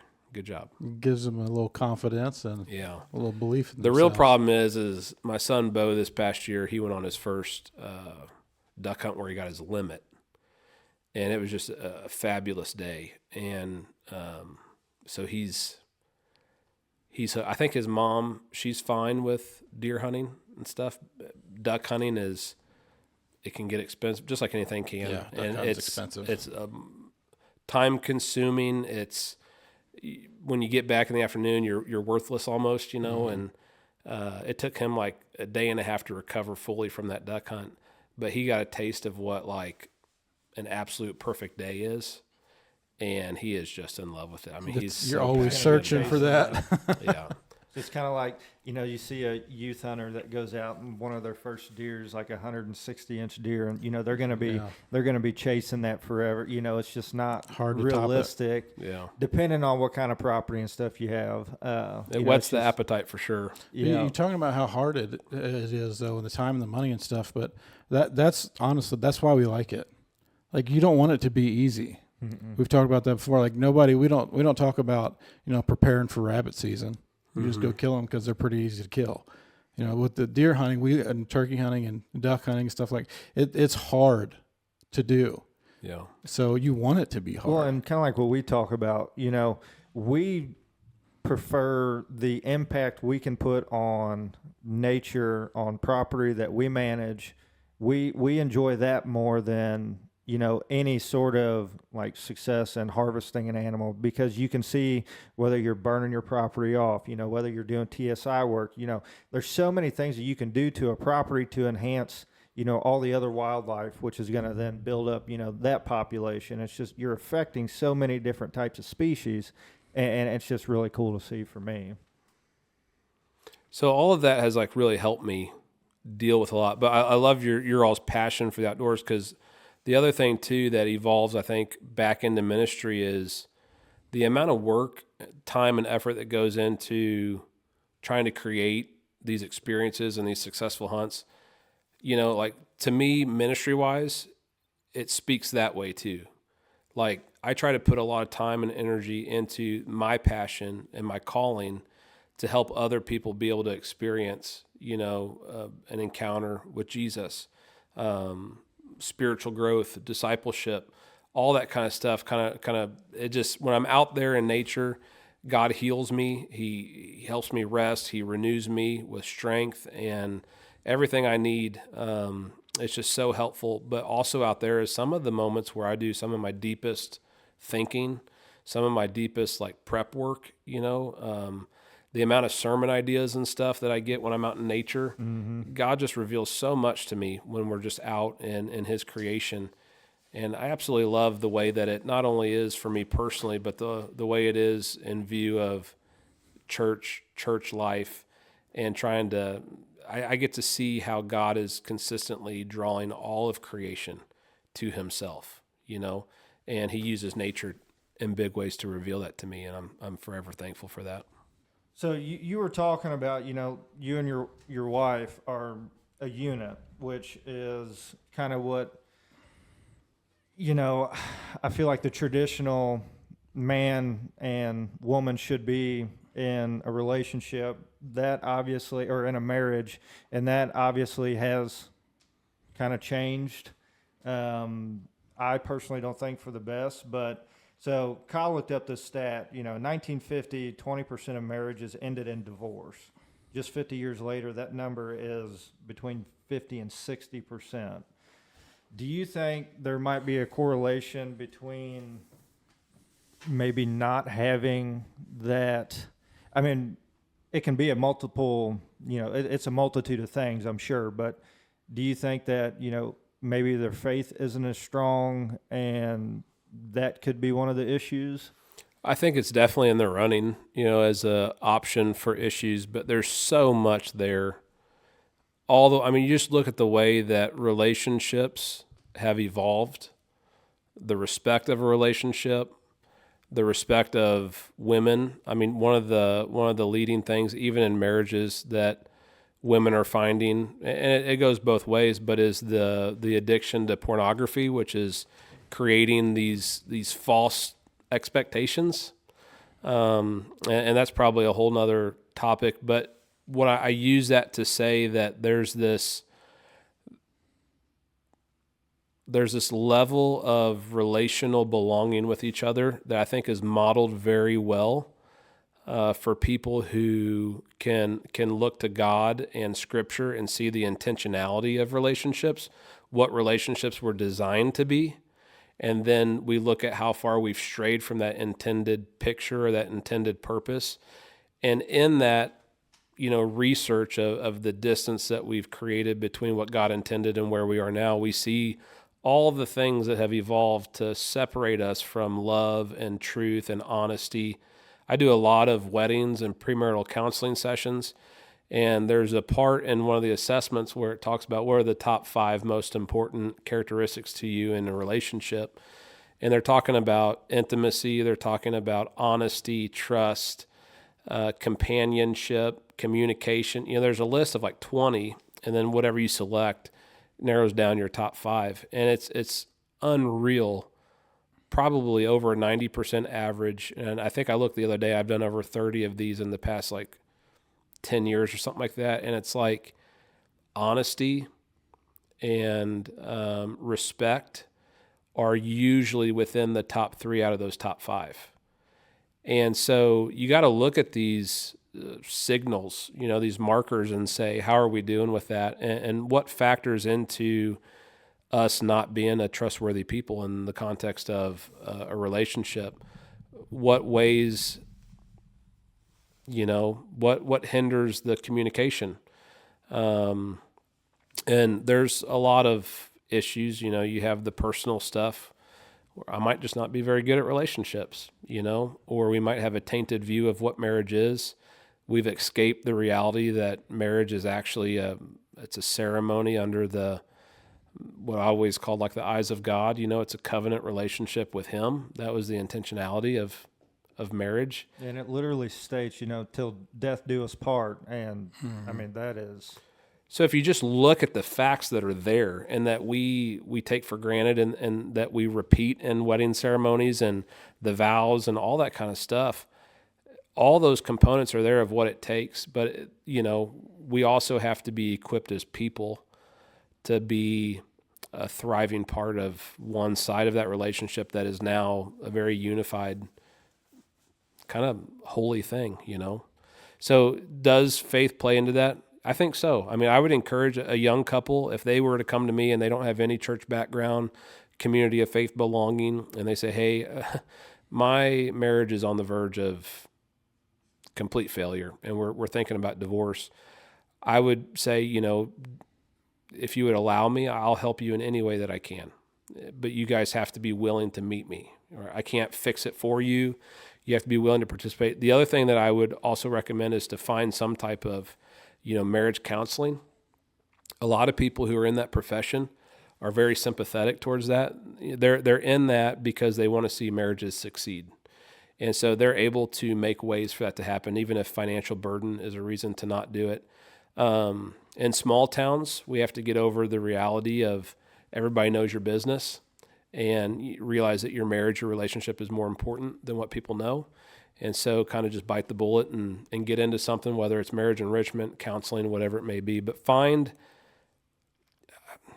I would love for people to find Jesus, to embrace him, to accept him, and to learn what it means to abide in him, which in John 15, it talks about remaining in him and finding everything you need in there. And I believe that if you can hold on during that phase, that your relationship, if both of you are convinced and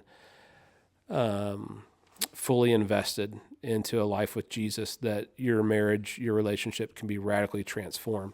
Now, there's a lot of healthy relationships that take place out of the context of Christian faith too. Those are probably people who have worked hard at it, put in a lot of personal time. They might do marriage counseling. They might just have a naturally great relationship.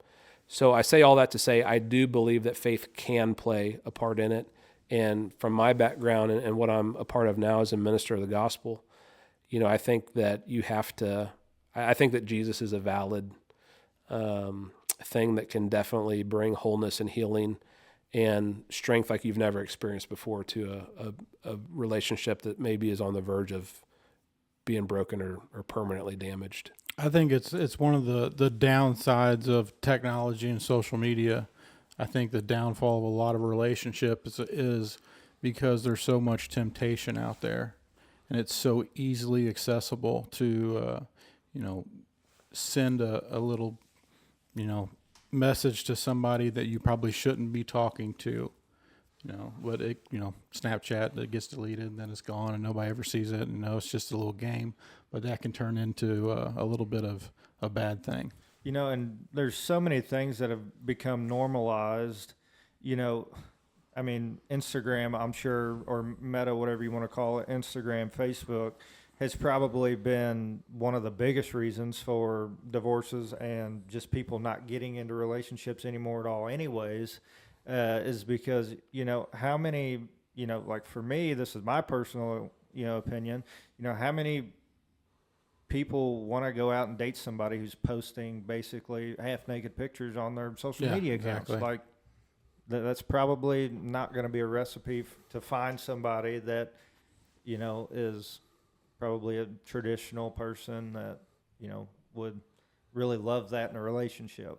Like, I'm not going to be on the beach taking pictures of you to post. There have a bunch of other dudes and people, viewing that and giving you words of affirmation online. I don't know. I'm just not into that. Yeah, and I seen the other day that somewhere that I think it was in Japan, there is more people that are dying than are being born.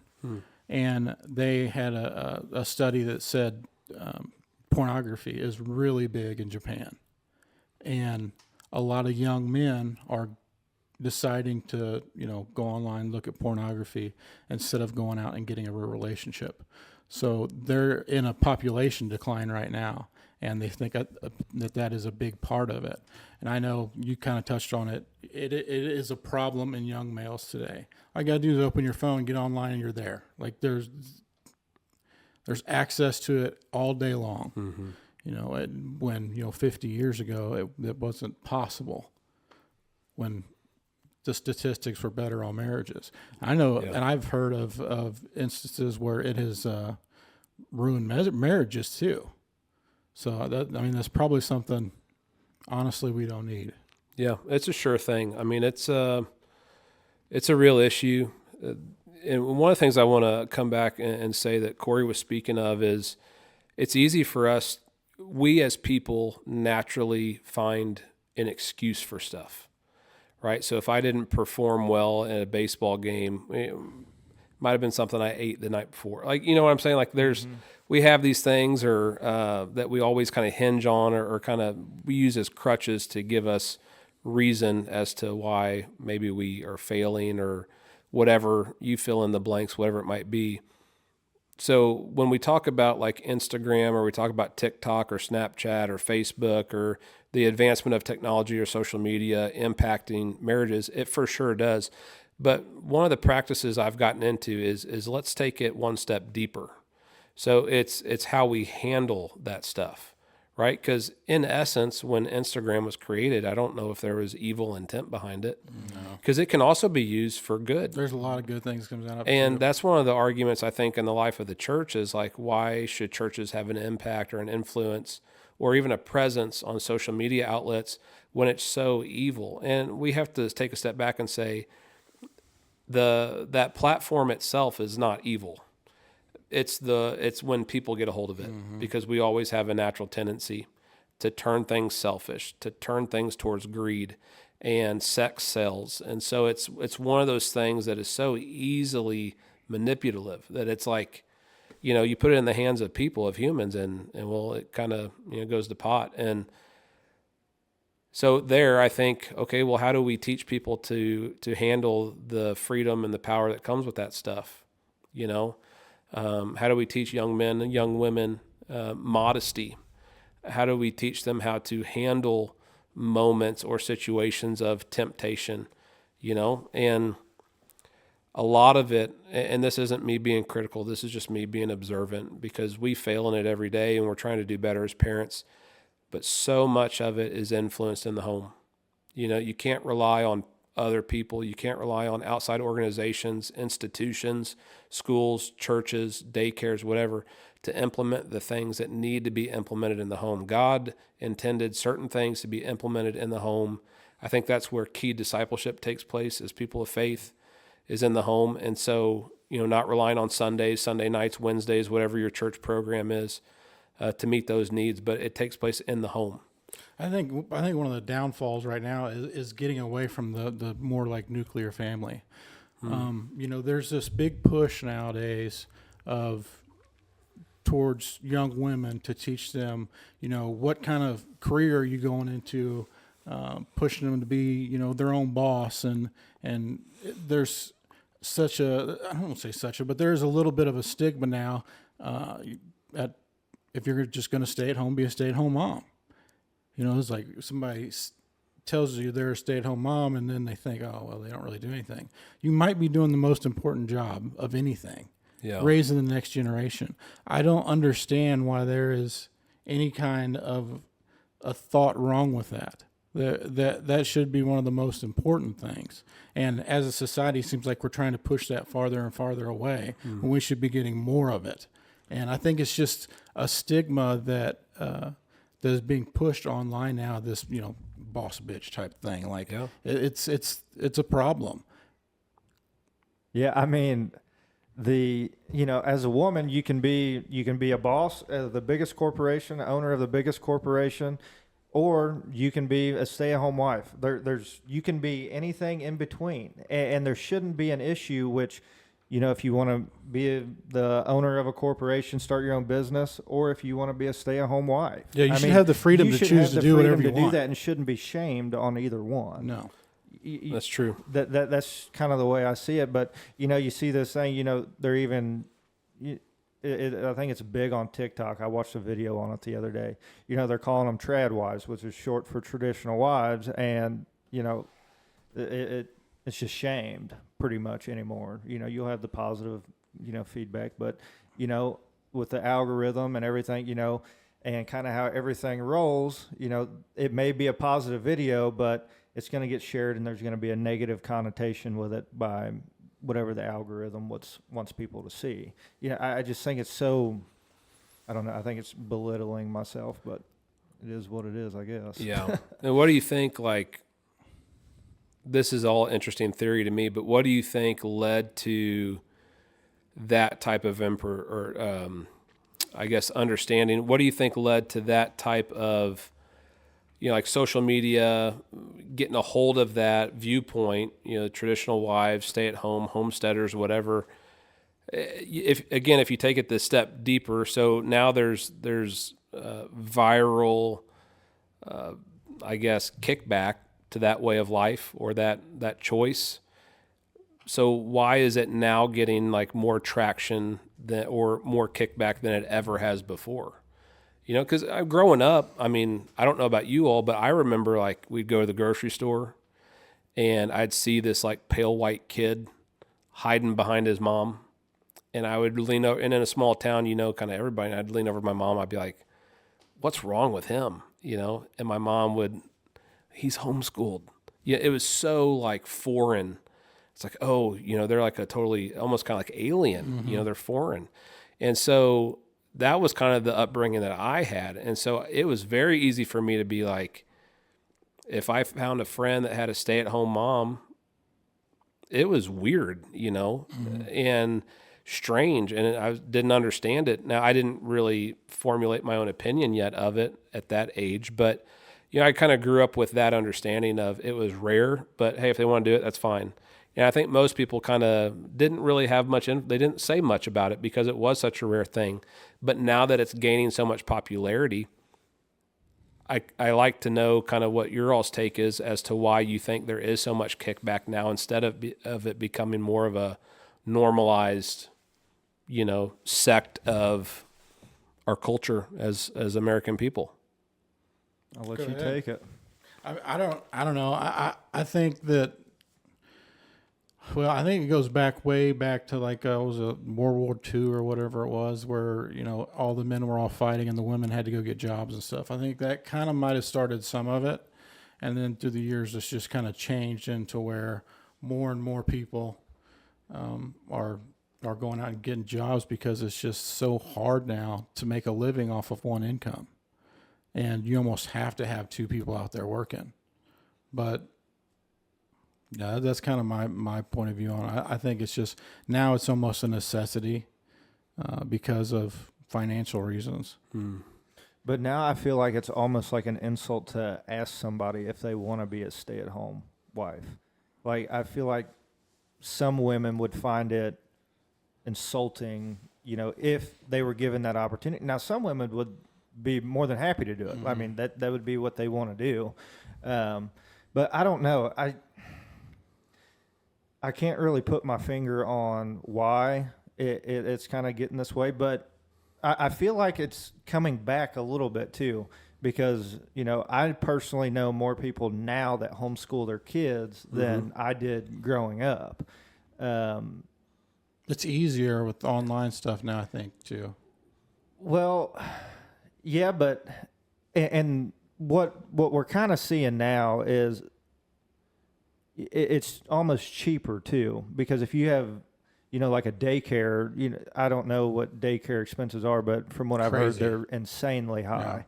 But we're kind of seeing, you know, if it's possible, the wife will stay home with the kids until they can get to, like, let's say, kindergarten, first grade. So they're getting 3, 4 years, 5 years with that kid before they potentially go back to the workforce. But kind of like what you were saying, it's so hard to live off of one parent income anymore. You know, everything's just so outrageous. You aren't buying houses for $30,000 anymore. It is a shame. But I grew up, you know, my grandma, my mom, my sister, they all have run business, you know, had employees, kind of lived that lifestyle of not being a stay-at-home mom. I mean, they were, you know, there with the kids and stuff too, but they weren't exactly a stay-at-home mom. So I kind of grew up away from that, but I still think that, in my opinion, you should be able to have the freedom to do whatever you want. I mean, this is America, you know. If you want to go out and do that, do that. But there is nothing wrong with being a stay-at-home mom either. Yeah.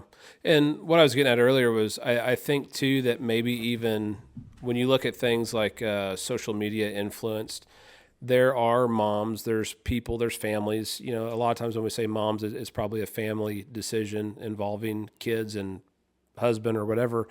But there's more of a presence now. Like I see a lot of, you know, people like homesteading and people who are making social media accounts, and they're thriving off of this stuff. And so one of the arguments as far as why there's so much flack against this, you know, traditional mom thing is because it's impeding, like, on the social media presence It's impeding on, maybe whatever you want to call it, the popularity or fame of other avenues that are out there, influencers, that kind of stuff. Personally, my wife is a stay-at-home mom, and we made the decision post-COVID. Our son came home from kindergarten, I think that March or whatever, and never went back to school for the remainder of the year. And so we just kind of made the decision to start homeschooling. And there's about 5, maybe 6 families in our church who homeschool. And when you have that community, it's really fun. It makes sense to us. I know it doesn't make sense to everybody. I had a really great friend who I worked with when I was in Wentzville, and she, had her maternity leave to have a child, and she came back as soon as she could to work. And she's like, this is where I'm supposed to be. I am not made to be a stay-at-home mom. It's not for me. She tried it. That was it. She's like, I cannot do it. That's how my ex-wife was too. And so it's just it's a different for everybody. But when it comes to the view and the opinion, we live in a time and day now where it's so easy to give our thought without repercussion. I can cast something out there and not be held accountable to what I said. I think if the homeschooling thing, I think is probably easier and better to do now. But I think it's important, like, to have your kids in the sports or in church. They're getting that just social to keep presence. that social presence and friends and how you interact with people too. That's a very important thing. That was one of the things I thought was probably one of the worst things we'll see in the future with the COVID deal was all of the kids staying at home and being so isolated.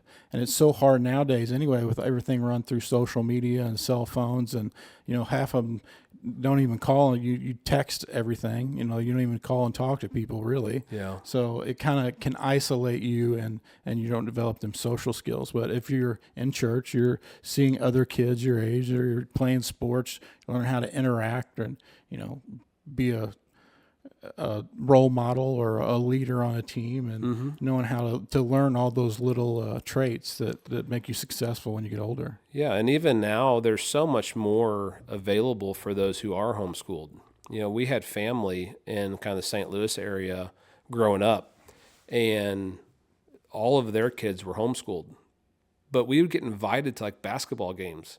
We'd get invited to band concerts. We would get invited to all the familial type things that you would normally get invited to support kids in your family. And I'm like, but they're homeschooled. Like, how do they have access to play on a basketball team? How do they have access to be in a choir and an orchestra or a band? But there were so many people in larger contexts like cities where there's so many more that are homeschooled, and they can form groups and organizations to where they can play on competitive levels, sports, or they can do things like choir and band and all that kind of stuff too. They can put together plays and programs and function almost as like a school as far as all the programming goes, but the teaching aspect is taken care of in the home. And now I don't think a lot of that is available in smaller towns yet. You have to travel for that stuff. But one of the benefits we have too is, we play community ball. We play baseball with kids who are in the public school system. And some of them, it seems like every year there's more and more on our teams that are homeschooled. And usually when we talk to the parents, what they say, I'll ask them, what convinced you to homeschool? And usually, more times than not, it's some type of issue or disagreement that they had with their school system. A way a kid was being treated, maybe something a teacher was doing or saying or not doing or not saying or whatever. And we have some really good friends who we've met through sports, public sports at the YMCA. And she was like, I think we're actually going to, take the plunge this year, and we're going to finish school. But next year, she's like, I think I'm going to tell the kids that we're going to homeschool. I don't know anything about it really. But have you Mike, because your kids are homeschooled, have you looked into like as far as GPA or intelligence level from being homeschooled to being in public school? Is there a difference? I think so. I mean, you have to, the real tendency of homeschool, I think the temptation is it's easy to become too relaxed, right? So it's easy to be too lenient. If we want to go to the zoo, well, we can do that during the week on a Tuesday where there's nobody there, Yeah. and all of that counts as education hours. I'll take the kids out if I'm working on like a house project or whatever, and doing some carpentry, or if we're doing demolition or something. I'll say, boys, do you want to go with me today? And I'll check with mom to make sure that they're up to date on schoolwork and stuff. But there's ways to gauge all that. I haven't seen any numbers outside of math. So like as far as GPA goes, I haven't seen any of that in the curriculum we use. But we do have like assessments scattered for each kid that is comparable with what they would be learning in the public school system at their age.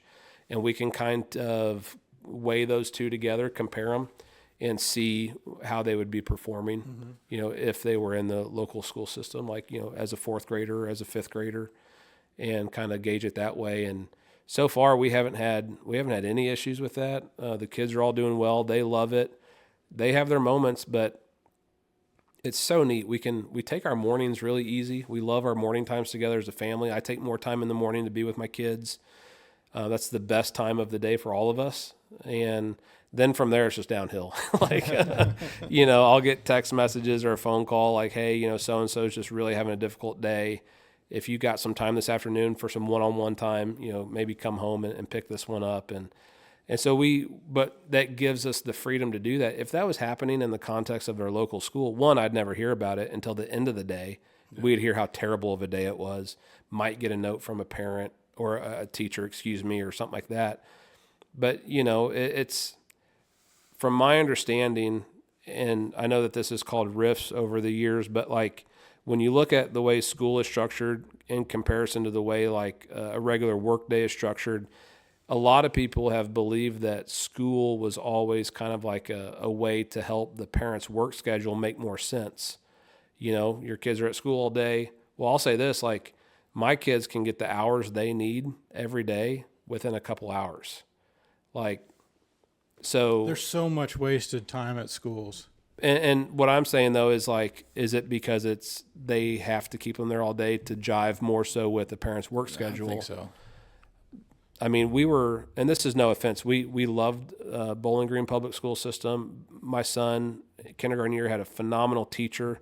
Say hi to her every time we see her, out in public, and Bo still remembers her and all that kind of stuff. But there were things scattered throughout their school day where it was just like, is that really necessary? It was a time filler. And I get it. I really do. I mean, I remember being in school and I loved the time fillers. I loved watching a movie, when it wasn't planned. And that was like the best day ever, or field trips or whatever it was. But I like the extra recess time, the time fillers.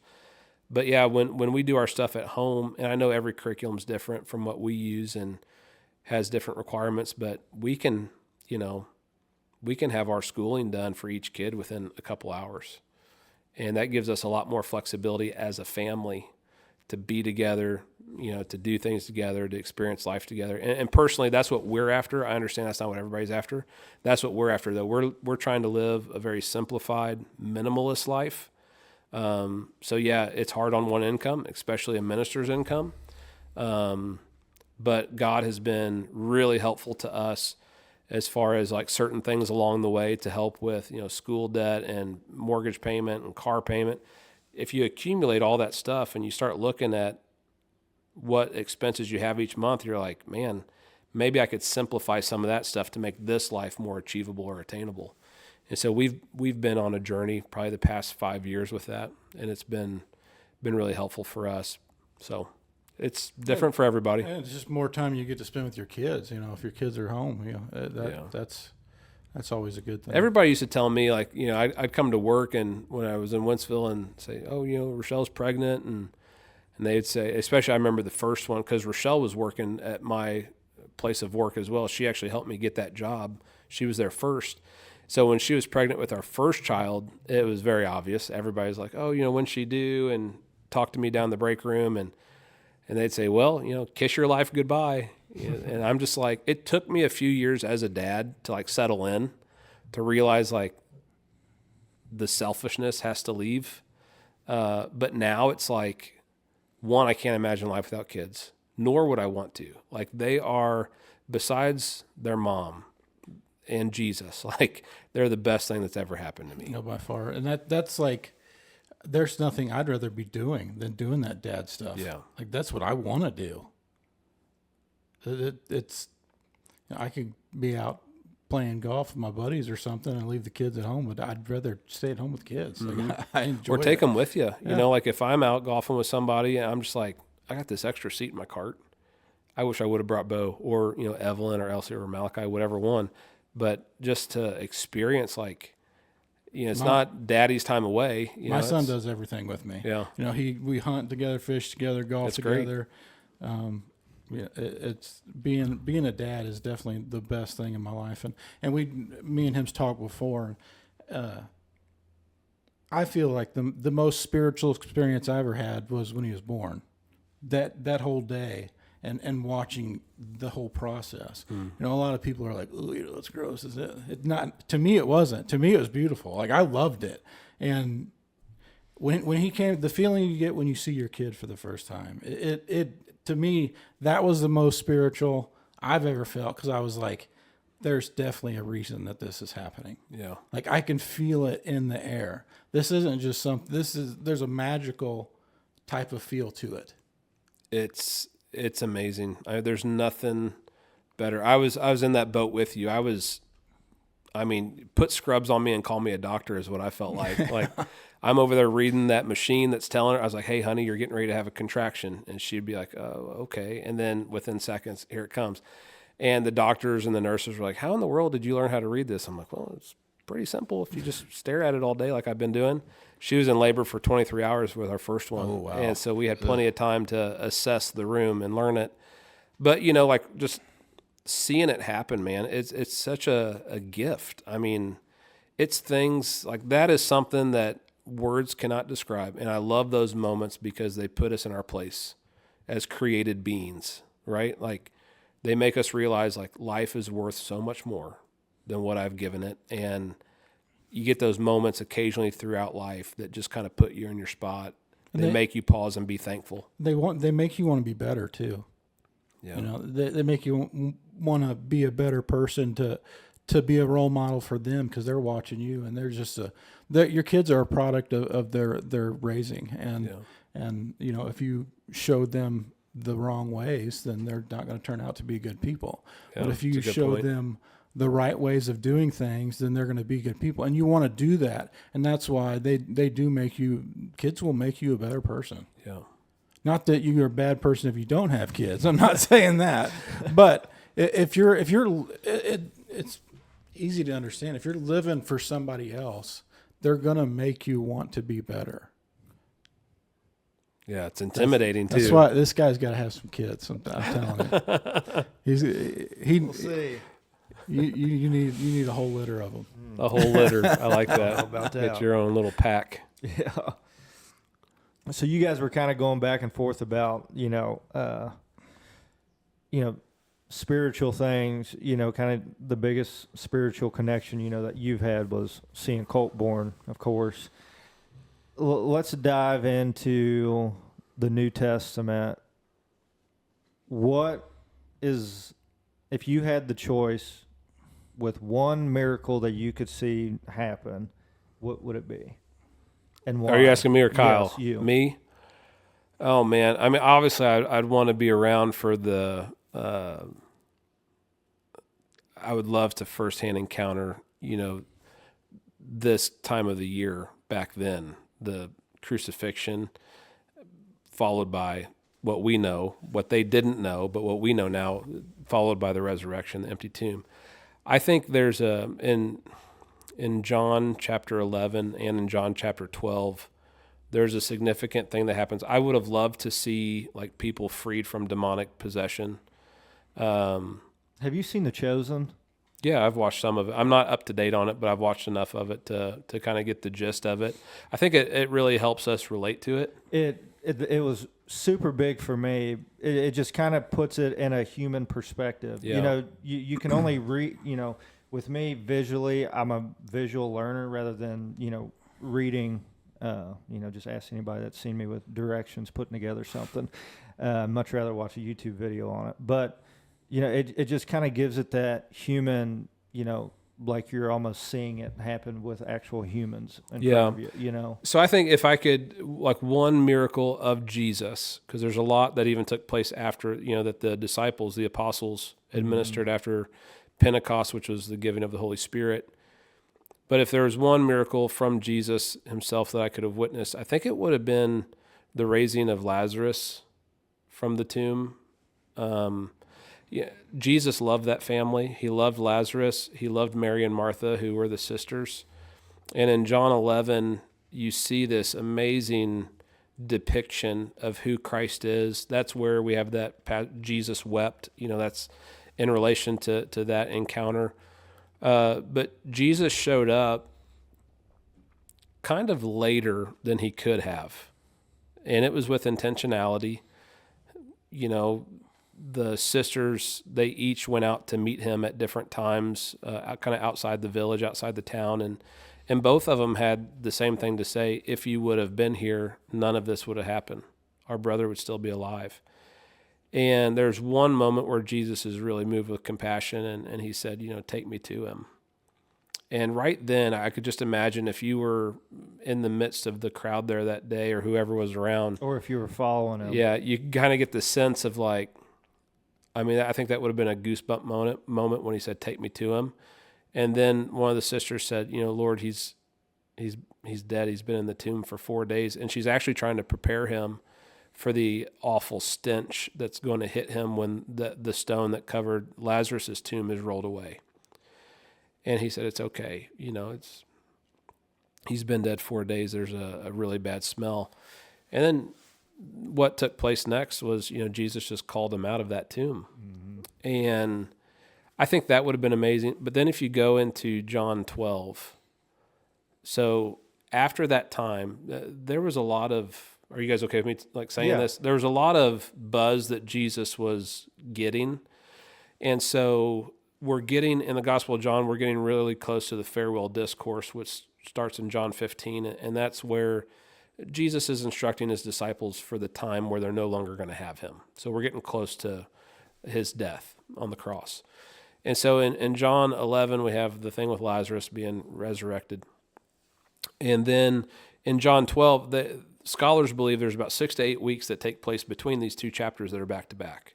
So Jesus was getting a lot of buzz. He goes away for a little bit, and then he comes back. And when he comes back into the scene, he meets Mary, Martha, and Lazarus at a dinner table in Bethany, which is a town, a village. And to me, that story, just this past year, it really impacted me because I just, I've lost a lot of people, as all of us probably have. We've lost loved ones. And just to think that let's say 8 weeks. 8 weeks ago, their life, their circumstance was completely different. They were frantic. Lazarus was sick, and then that led to his death. Mary and Martha were lost, not knowing what to do potentially. They just lost their brother. Here they are 6 to 8 weeks later around a table celebrating a meal together. And in that, Martha is serving. In the other story, Mary was serving. So roles reversed. It's a different form of worship and devotion. Martha is serving. Mary comes into the room, and all she knows to do is this is where she pours, Scripture says, nard or expensive perfume on the feet of Jesus and wipes it with her hair. It's just an amazing, and you can deep dive into all of the meaning of a Jewish woman letting down her hair in public and all this kind of stuff. And Judas is there, who's the one that betrayed Jesus. And so he speaks up and says, why are you wasting that valuable perfume? That could be used to benefit the poor, And then in that passage, it says he wanted the money for himself. He was a keeper of the funds for their journeys, their ministry, but he was helping himself to the pot, Yeah.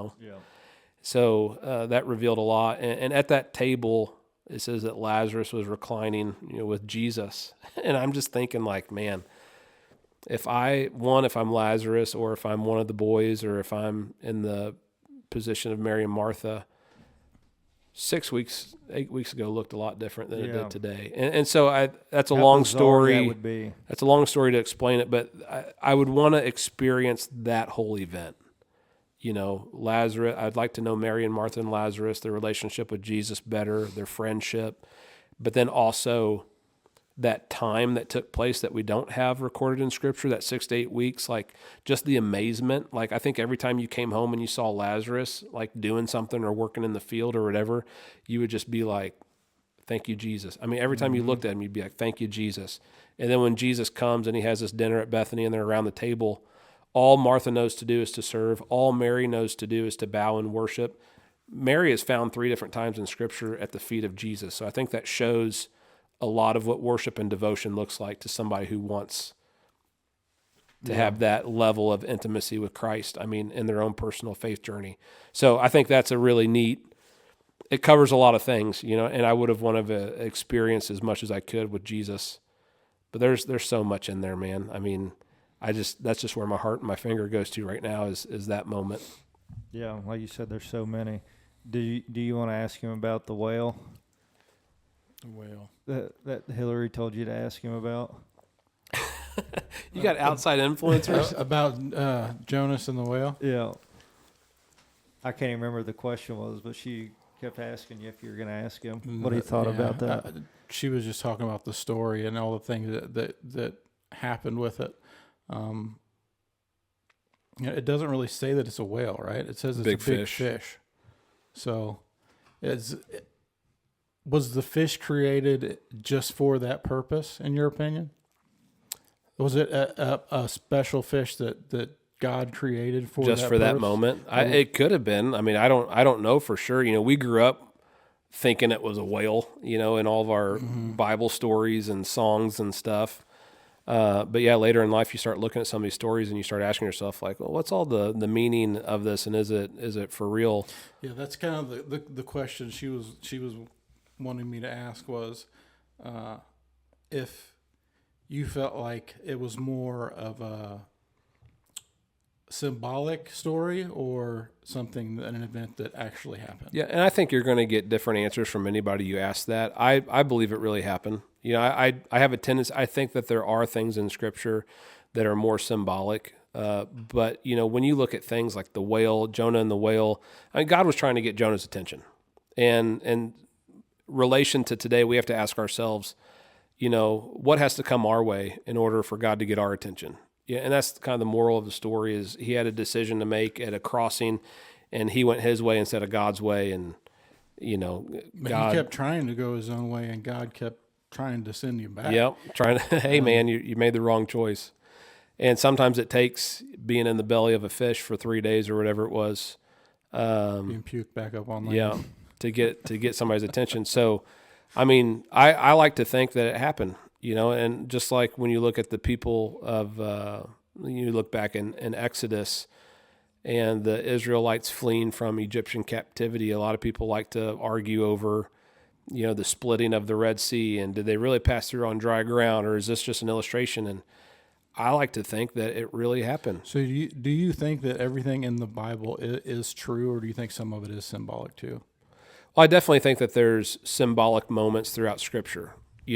Jesus, he speaks a lot in parables, which would have been like stories that people would have been able to relate to of that day to get a point across.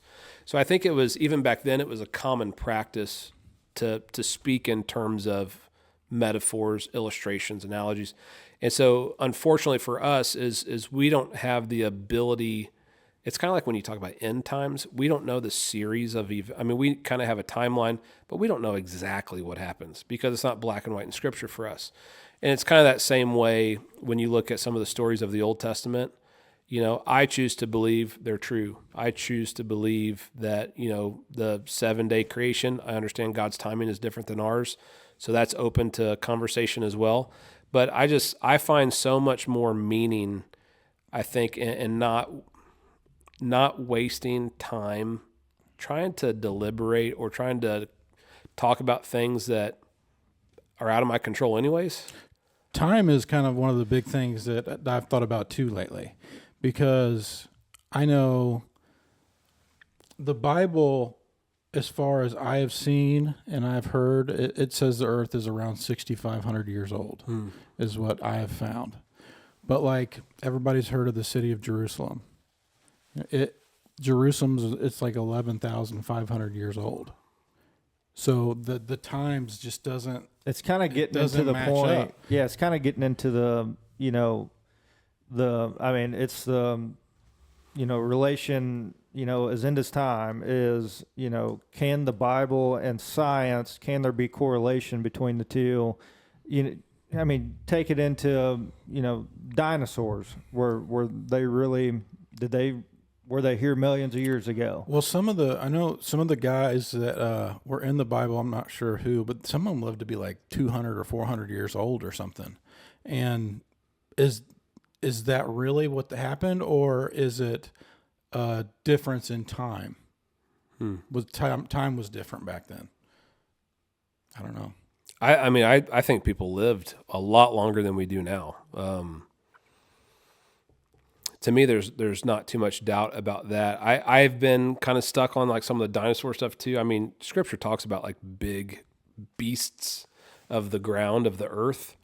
And I don't know. I'm not scholarly enough to like form a objective opinion on and that kind of stuff. But it's very interesting, I think, to think about for sure.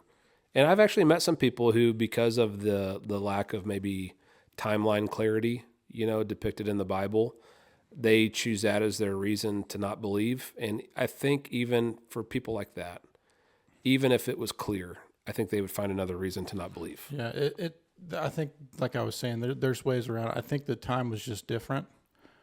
How do you feel on evolution? Do you believe in evolution? As far as like the source of our like being, creation? He's not going to believe in the Big Bang, if that's what you're asking. I'm talking about like species evolving.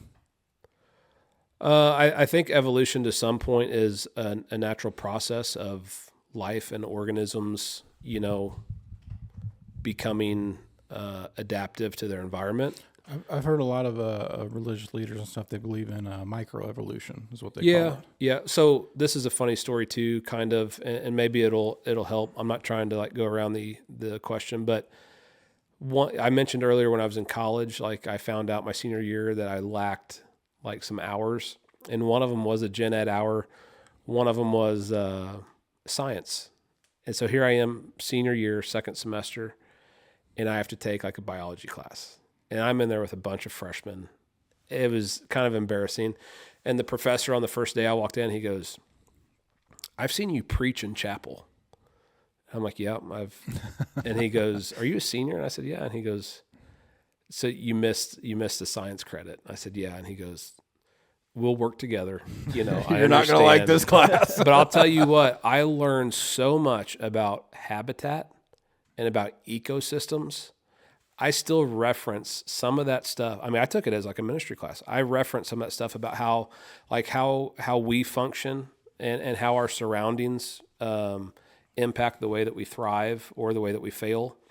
And so I use that to say, like, I think when I think of evolution, you think of like kind of just the advancement of a species. I think every single day we're advancing to something where we have to learn to protect ourselves, our families, in different ways than 20, 30 years ago.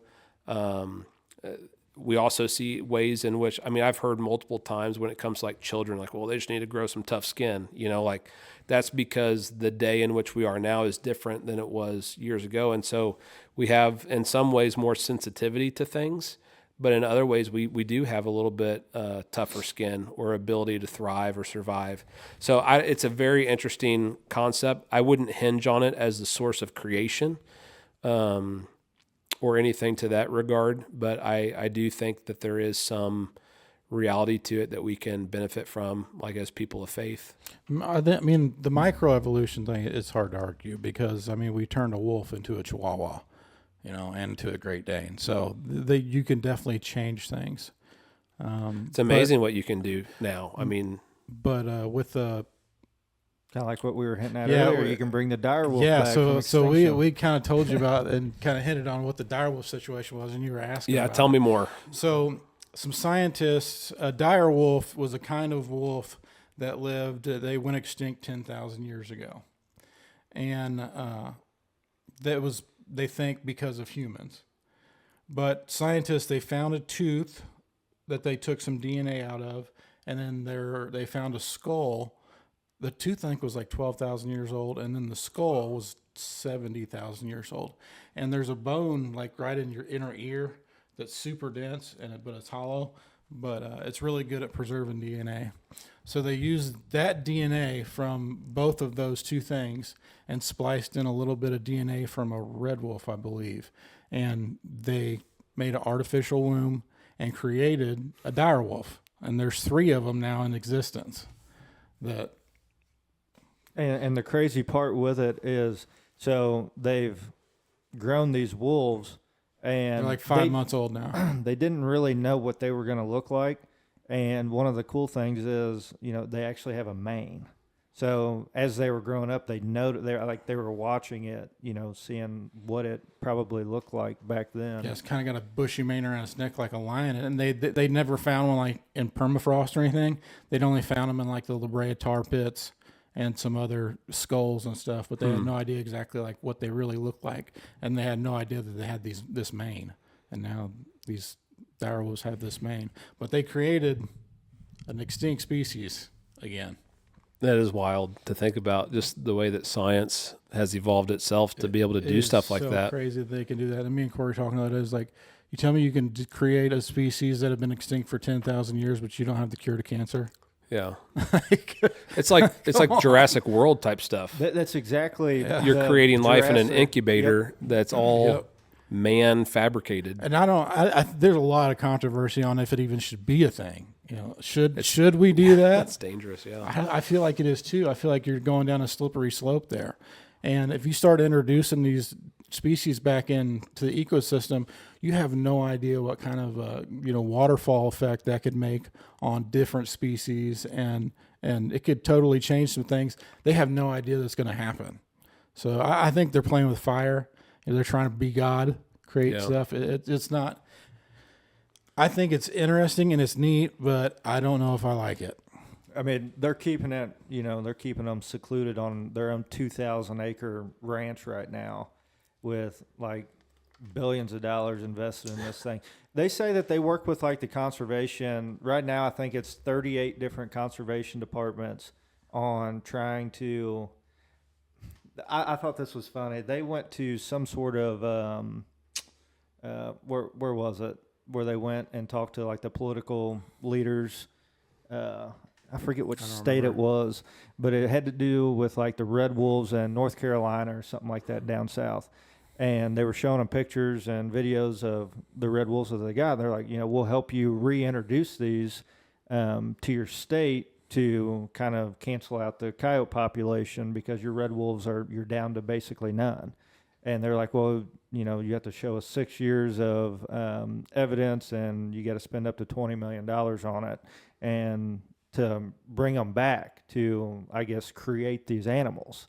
And he's like, no, you're not understanding. We already have made these. Like these are more a red wolf than what you have with your 50% coyote red wolf breeds in North Carolina. And they're like, the red wolves are almost extinct. Yeah. And they've already made like dozens of them, apparently. Yeah, they've made a bunch more of those than they have the dire wolves. And a woolly mouse. Yeah. They're planning on bringing back the woolly mammoth, which, I mean, I don't know how I feel about that either. There's an island in Siberia, the last place that they think they were at. Yeah, it was like 12,000 years ago or something like that. it's wild. 'Cause it does make you think like, not the first where I'm like credibility, like, so the advancement of science and technology and medical stuff to do this, like for the science field, that's like a win, like we've achieved it. But for us, we're like, that's terrifying when you have the ability to create something that has not like, and what it takes to do that, just the little bit of DNA here, and then you're making this hybrid species who we don't know what the true capability of it is yet. It's like playing with fire. To I think an average person, out in small town, rural Missouri, it's like, it's scary. The scariest thing that I heard from them people that are doing this, that company that's doing this, is they have found a microorganism or created one. I think they created it, but they have created this microorganism that it survives off plastic. It will only eat plastic. So they're talking about releasing these microorganisms into the ocean to eat plastic. What if they evolve into something different, or they start liking something different? You have no idea. And then there's you can't stop it. How do you stop a microbe? They breed and reproduce so fast, you can't stop them.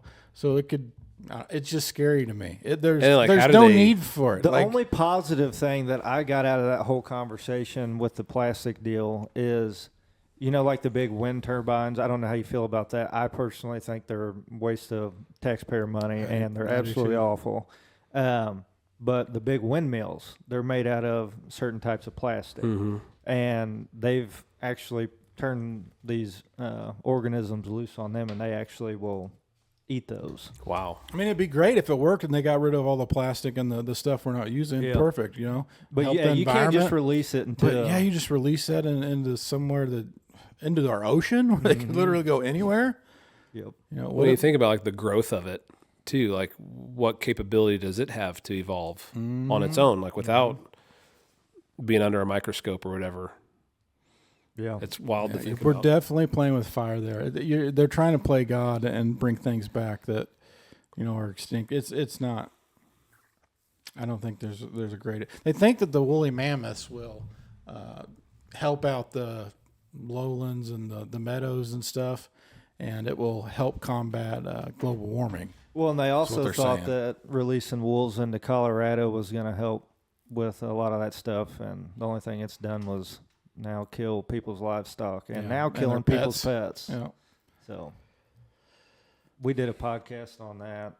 Have you read much on or seen anything with the wolves being released in Colorado? I read an article when it was, I think before, the theory of it, before it was ever done. But it's not something that I've stayed up to date with. Yeah. So but I did see a headline not too long ago talking about, we should have thought about this type thing. It's how could you have not thought about that? These are wolves. It's the first thing that's ever been passed by, so they're calling it ballot box biology. So it was voted on by the people of Colorado. If you see a printout of Colorado, it's the whole state is a no, and then Denver and Colorado Springs is a yes. There's these little bitty dots that pass the whole thing. A bunch of people in the city where they never have to deal with them until they start getting into the cities and eating people and now pets. They are. That's what's going to happen. Yeah, there's something to say when you start. When we have the ability to create things that we originally didn't have the ability to create, it should make us pause and think. Do you think that the dinosaur bones and everything that they're finding and maybe some of the philosophies of science or theories, do you think that those things were put here on Earth as a test of faith? I don't know if I've ever viewed it from that perspective before. I think that's really interesting because I think it's hard when you look at things that like you said, the Earth being a certain number of years old, and then you look at how these bones are dated to be millions of years. It's how in the world do we even have the capability? That's what blows my mind is how do we have the capability to date like we do? Most of that how stuff's accurate is it? Carbon dated, and you can count the amount of carbon in it to tell how many years old it is. So and then to what is it highly accurate? And then when you think of the whole, because we're the ones that created the ability to even do that stuff. Mm-hmm. So then it's nothing is I don't know. It kind of blows your mind. But then you think of even I was asking my sons the other day, or we were reading like a dinosaur book, and they're like, how did these names even come to be? Like, we read it as like factual, but somebody had to create this stuff. Exactly. And I wonder that too about creating the narrative. I wonder, I've never dug up a dinosaur bone. Well, and so it's like maybe some of this stuff we're told about like these creatures that roam the earth, like these massive, according to Scripture, these massive beasts that roam the earth. And now we don't know if they're talking about like something like the size of an elephant or what could be these dinosaurs, but we know that they use them to accomplish things that we couldn't on our own as people.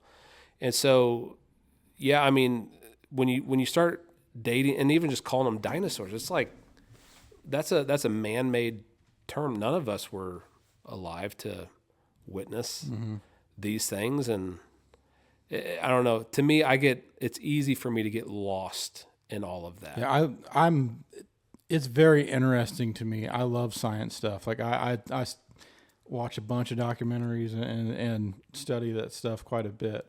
But and there's I've heard before, if we discover life on a different planet, then that means that God doesn't exist. To me, it's all created by Him. So why can't He create something somewhere else? Just because we haven't uncovered it yet. Exactly. Yeah.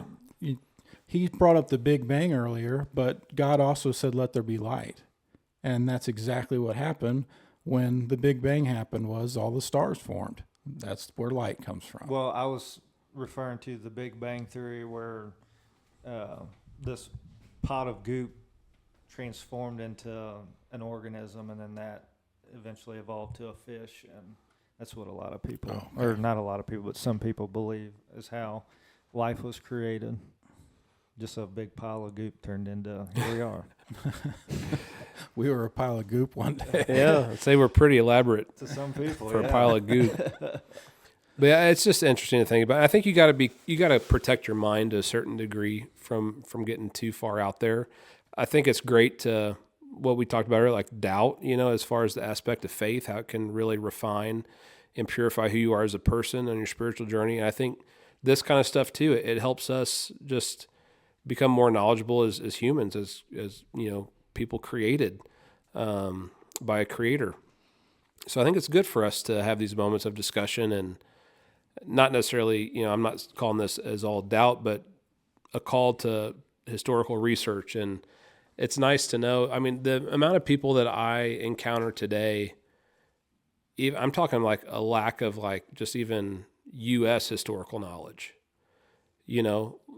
What happened in the 50s, what happened in the 40s is the things that we were taught in school. I remember like, 6th grade, like social studies stuff.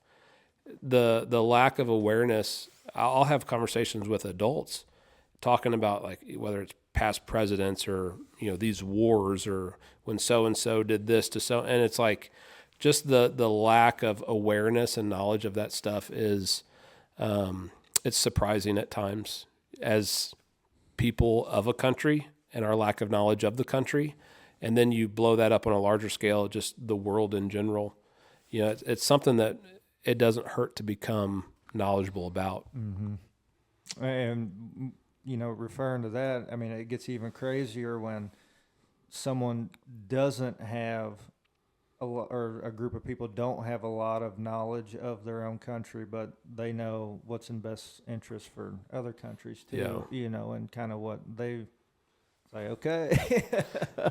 Well, and to me, it's drawing us all back to, like, in my opinion, like, what is truth, and for me, I look to Scripture. I mean, I think God has a really unique tendency to pull us back to Himself.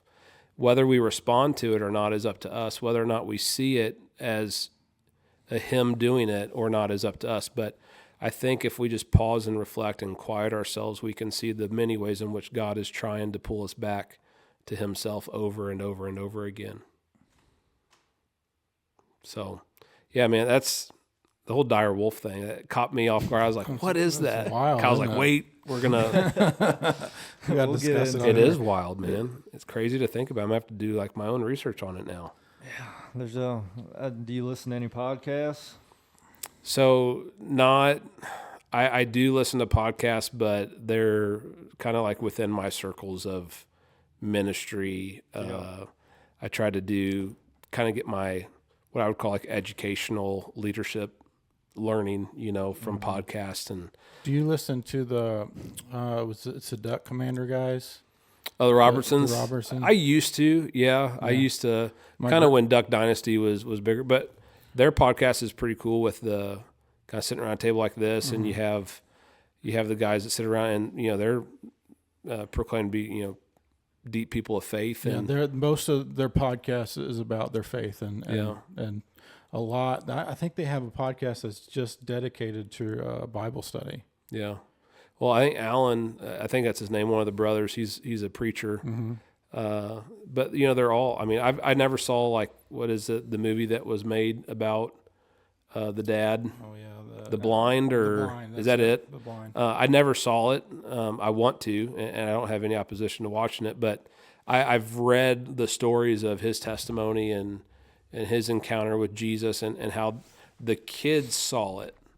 Like, hey, that totally transformed our life. Yep. He 'cause- talks about it a lot. yeah, Phil does. it changed Phil's total trajectory, his marriage, and that's what I'm talking about. Like that kind of stuff. When you really when you surrender fully to Jesus, man, there's not an area of your life that doesn't improve. Now, it might not improve the way you want it to, or the way the world says improvement looks like, but believe me, it's improving.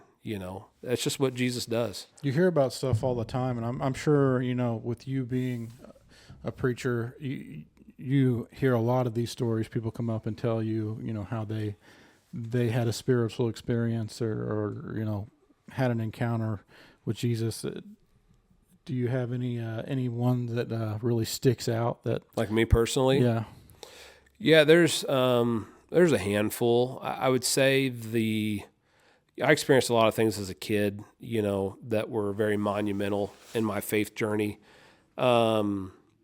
So obviously that moment where I saw this young girl, teenage girl in that small group setting at camp, talk about her experience with, sexual abuse and I saw how God cared for her. I'm like, man, that was an amazing moment. And I forget what year it was, but when my grandpa was dying, he had cancer and he was put on hospice. I was living in Winsville at the time, and I was so nervous because my grandpa, Francis Dale Branstetter, he was military, he was in the service and Korean War and farmer and just a hard man, like he loved you, but he never told you he loved you. You just knew it.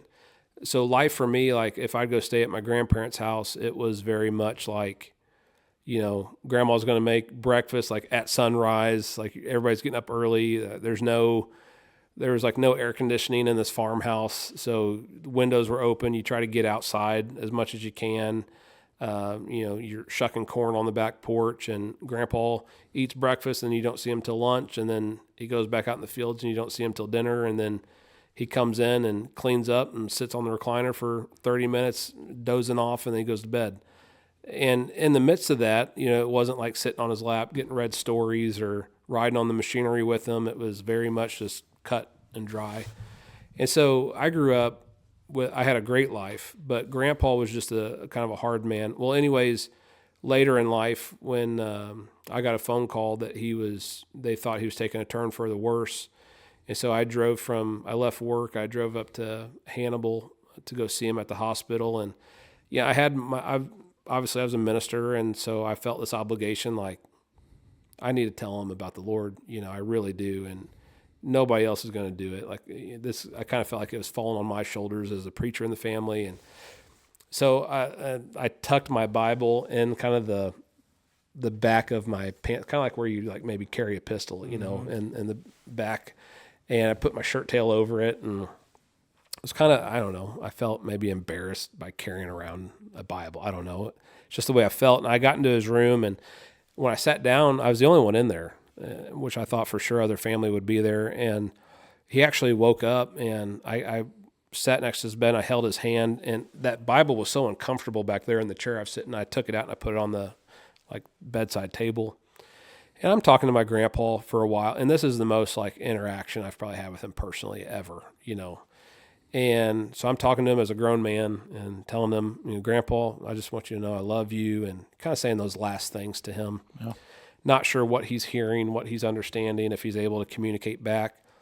And he just looked at me and he opened his eyes really big, and he said, "You carry that book around for the fun of it, or are you going to read it to me?" So I reached over and I grabbed that Bible, and I didn't know where to go with it at all. I kind of an amateur at this stuff, and so I just opened it up. I don't know when you do this, but usually a book doesn't open to the end. It usually falls in the middle, and I thought, man, if that happens, Psalms is in the middle. I can give them an encouraging psalm. But it went to Revelation, which is the very last book of the Bible. And there's a section, very last chapter, where it talks about healing and hope, the new Jerusalem, new heaven, new earth, and how it's in a place of no more pain, no more sickness, no more sorrow. There'll be no more tears. And I just felt this presence come over me. I said, "Grandpa, doesn't that sound like a nice place?" And he goes, "Yeah, it does." And I said, "Well, do you know how to get there?" And he goes, "No." And for some reason, I felt compelled to ask for his wallet. I said, "Do you have your wallet with you?" And he goes, "Oh, it's somewhere." And so we didn't get to it that day. But anyways, there was, in his wallet, he always used to ask people, "Do you want to see my pride and joy?" And obviously people thought he was talking about his grandkids. Well, he had this thing in I carried it around in mine actually now. It was a card with like the dish soap Pride and Joy on it. Those used to be like Dawn dish soap. And he'd show people that. And we just got the biggest kick out. And it kind of became one of those things where it was like, "Oh, come on, Grandpa, you're going to do that?" We'd be at a restaurant and I want to show you my Pride and Joy. You got a minute? And so anyways, get a good laugh. Yeah, on the back of this card, it was actually a salvation tract, and he never read it. He carried this thing around for who knows how many years. And on the back of that Pride and Joy card was a salvation tract, how to come to know Jesus. And I found that out after he died when I got some of his stuff, and that was in there. And so anyways, I asked him, I said, do you want to know who Jesus is? And he goes, "Not today. Not today." And I said, "Well, Grandpa, I don't know how much more days you have." And he goes, "Maybe tomorrow." And so I finished up my time. I mean, I spent hours with him and hugged him and kissed him and all that kind of stuff and said my goodbyes. And I went home back to Wentzville. Next morning, I get a phone call from my pastor growing up, who was pastoring in Bowling Green at the time. That's my wife's dad, Robert. And he said, "Hey, I just felt compelled to go visit your grandpa today, and I want you to know that he accepted Jesus into his heart." I said, "You got to be kidding me." Here's this old man, hard as could be. He's seen who knows what, dealt with who knows what, never talked about God, never talked about church, never talked about Jesus. And here he is accepting Jesus into his heart. And my pastor, my father-in-law said, "I think you played a critical role," because he said something about how he wasn't ready yesterday, but he was ready today. And I said, "Man, my grandpa, he's never been a liar. He's always been a truth teller." Sometimes you need time to think about things. So that was one of the most spiritual encounters I've ever had. But following that was the result of it. So my grandpa actually got to leave the hospital. He came home on hospice for about 2.5 or 3 weeks. And I'm talking, Kyle, everybody that came into that house, like I told you, my grandpa was hard. He never said "I loved you" out loud. Never even heard him say it to my grandma or any of his kids. It didn't matter who you were. I remember the guy that ran the funeral home coming over to have a planning session at the dining room table, and my dying grandpa's in the living room. And before John left the house, my grandpa said, "Is John still in here?" And I said, "Yeah." "Call him in here." So, "John, Grandpa would like to see you." "Really?" So he comes in there and he goes, "Hi, Dale, how are you?" And he goes, "Just want you to know I love you." And John's like, "What?" And he goes, "Just want you to know I love you." And John's like, "You don't know me." "No, but I just want you to know I love you." Every single person, it didn't matter who you were. When you came in that house, he told you he loved you. And when you left that house, he told you he loved you. The work that Jesus did in my grandpa's heart his last 2.5 weeks of life, it gave me so much hope. It wasn't just like, yeah, I want him as my Lord and Savior because I don't want to go to hell. It was a radical transformation. And then, so when he actually did die, right before that, he was baptized. We sponge baptism. And the pastor said, Dale, how do you feel? And he goes, I feel wet, but it was just his way of coming to, in those last 2 weeks. I mean, I heard my grandpa talk more than I ever have. And so that was a real moment for me. And then the other one was in 2019. I went to a prayer conference in Dallas and Fort Worth area. And I just felt such a tangible, real presence of the Holy Spirit that I've never felt before in my life. Like all I wanted to do, like they'd give us free time to go explore the city. And so all I wanted to do is just like dive into his word. So I never even left like the church where the conference was. I just kind of sat out in the lobby. I'd open my Bible and I'd be there for the next 4 hours until the next service started. I just felt such an overwhelming presence of the Spirit of Christ. And I remember being in one of the last services where they prayed for healing for a guy that had a massive brain tumor. And the man who had the brain tumor, he said, I feel like God is literally touching me. And now the story we want is that he was healed instantly and he's still alive today and functioning and living a good life. But no joke, just like a day or so after he returned home to Chicago area, he passed away. And his wife wrote this beautiful memoir, and she goes, he came back and all he talked about was his healing. Now, he never said he was healed from the brain tumor, but he talked about healing from the suffering and all that kind of stuff.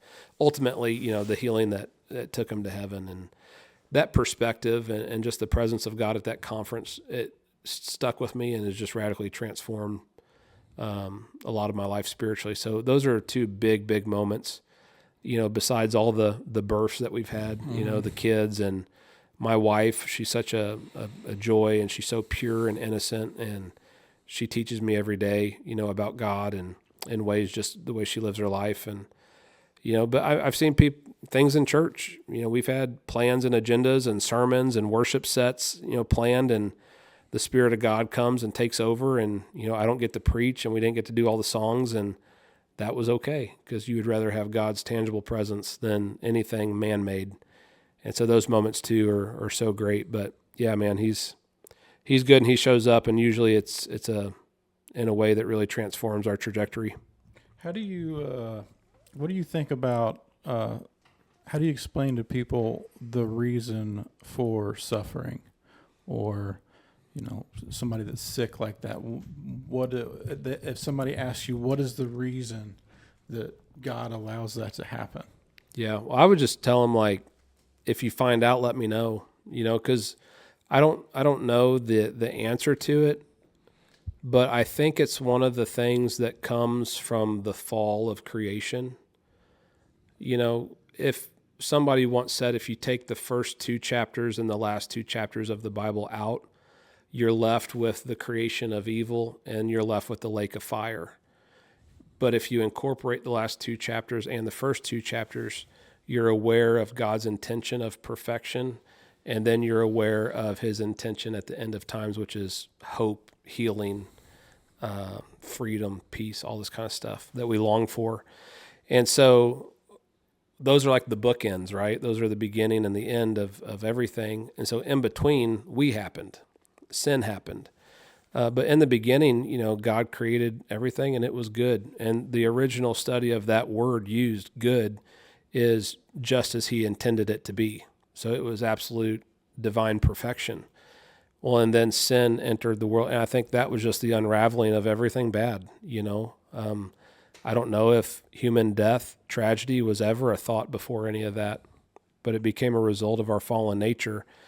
So what I like to tell people, and I preach it all the time, man, is if we can get to the point in our faith where we hold God as a constant and everything else revolves around him, we'll never fault him. We'll never blame him, because he's the one that promises, like, hey, you're going to experience tough times, but I'm there with you. Mm-hmm. Instead of saying, like, God, why am I experiencing this? Why did you take so-and-so away from me? I've actually had to coach some people as far as like what not to say when you are helping a family grieve or you're visiting them, because I've heard everything like, well, it was God's timing, or They're in a better place now. And to a family that's in the midst of grieving and going through loss, they don't necessarily accept that very well. You know, you just need to have your presence there and be around them. But yeah, man, I would say there's, the reason why we experience loss and tragedy and all that kind of stuff is because God's original plan was tainted by the devil, by Satan himself. And so if we're going to blame or get mad at somebody, like, get mad at Satan, and then God, then the next question is, why did God allow it? Yeah. Well, he gives us the freedom of choice. And, I'm not God, but if I was, I would want a people that chose me over the alternative, not a people that felt obligated, not a people I had to coerce or convince, but people that discovered the life I've given them through Jesus and have responded to it and chosen me. So I just always tell people, if we can get to the point spiritually where we hold God as our constant, the thing that never changes, as Scripture says, he's the same today as he was yesterday, and he'll be the same tomorrow as he is today. And if we can revolve everything else around that, then we realize that he's our source of comfort. He's our sense of peace. Even in the midst of losing a loved one, he's there for me. He's not a source of blame or cause, but he's my comforter, my healer, my protector. I tell people all the time, I don't know how people do it without Jesus. I just really don't know how people live in the demands of this life without him. That's a good point, and that's a great way to think of it. That's powerful stuff. We have some friends that had a tragedy happen to their family and lost a loved one, and they grew up in the church, and went to church every Sunday, and then they went through this tragedy and kind of lost their faith, and I don't know. It's just it sucks because you want to say something or do something to be able to help them, but like you don't really know how to. You don't know how to go express about telling people, hey, this is what you should believe in. Yeah, it's kind of hard. And unfortunately, some people's minds are made up, about that kind of stuff. I've been on both sides of it. And the biggest thing I can say is, like in your position or whoever's position, a pastor or a friend that cares about somebody, is just be there. A lot of times we get stuck being inactive because we don't know the right thing to do, when in all reality, there might not be a right thing to do. There's a lot of wrong things to do, but maybe the best thing you can do is just to be present and be available.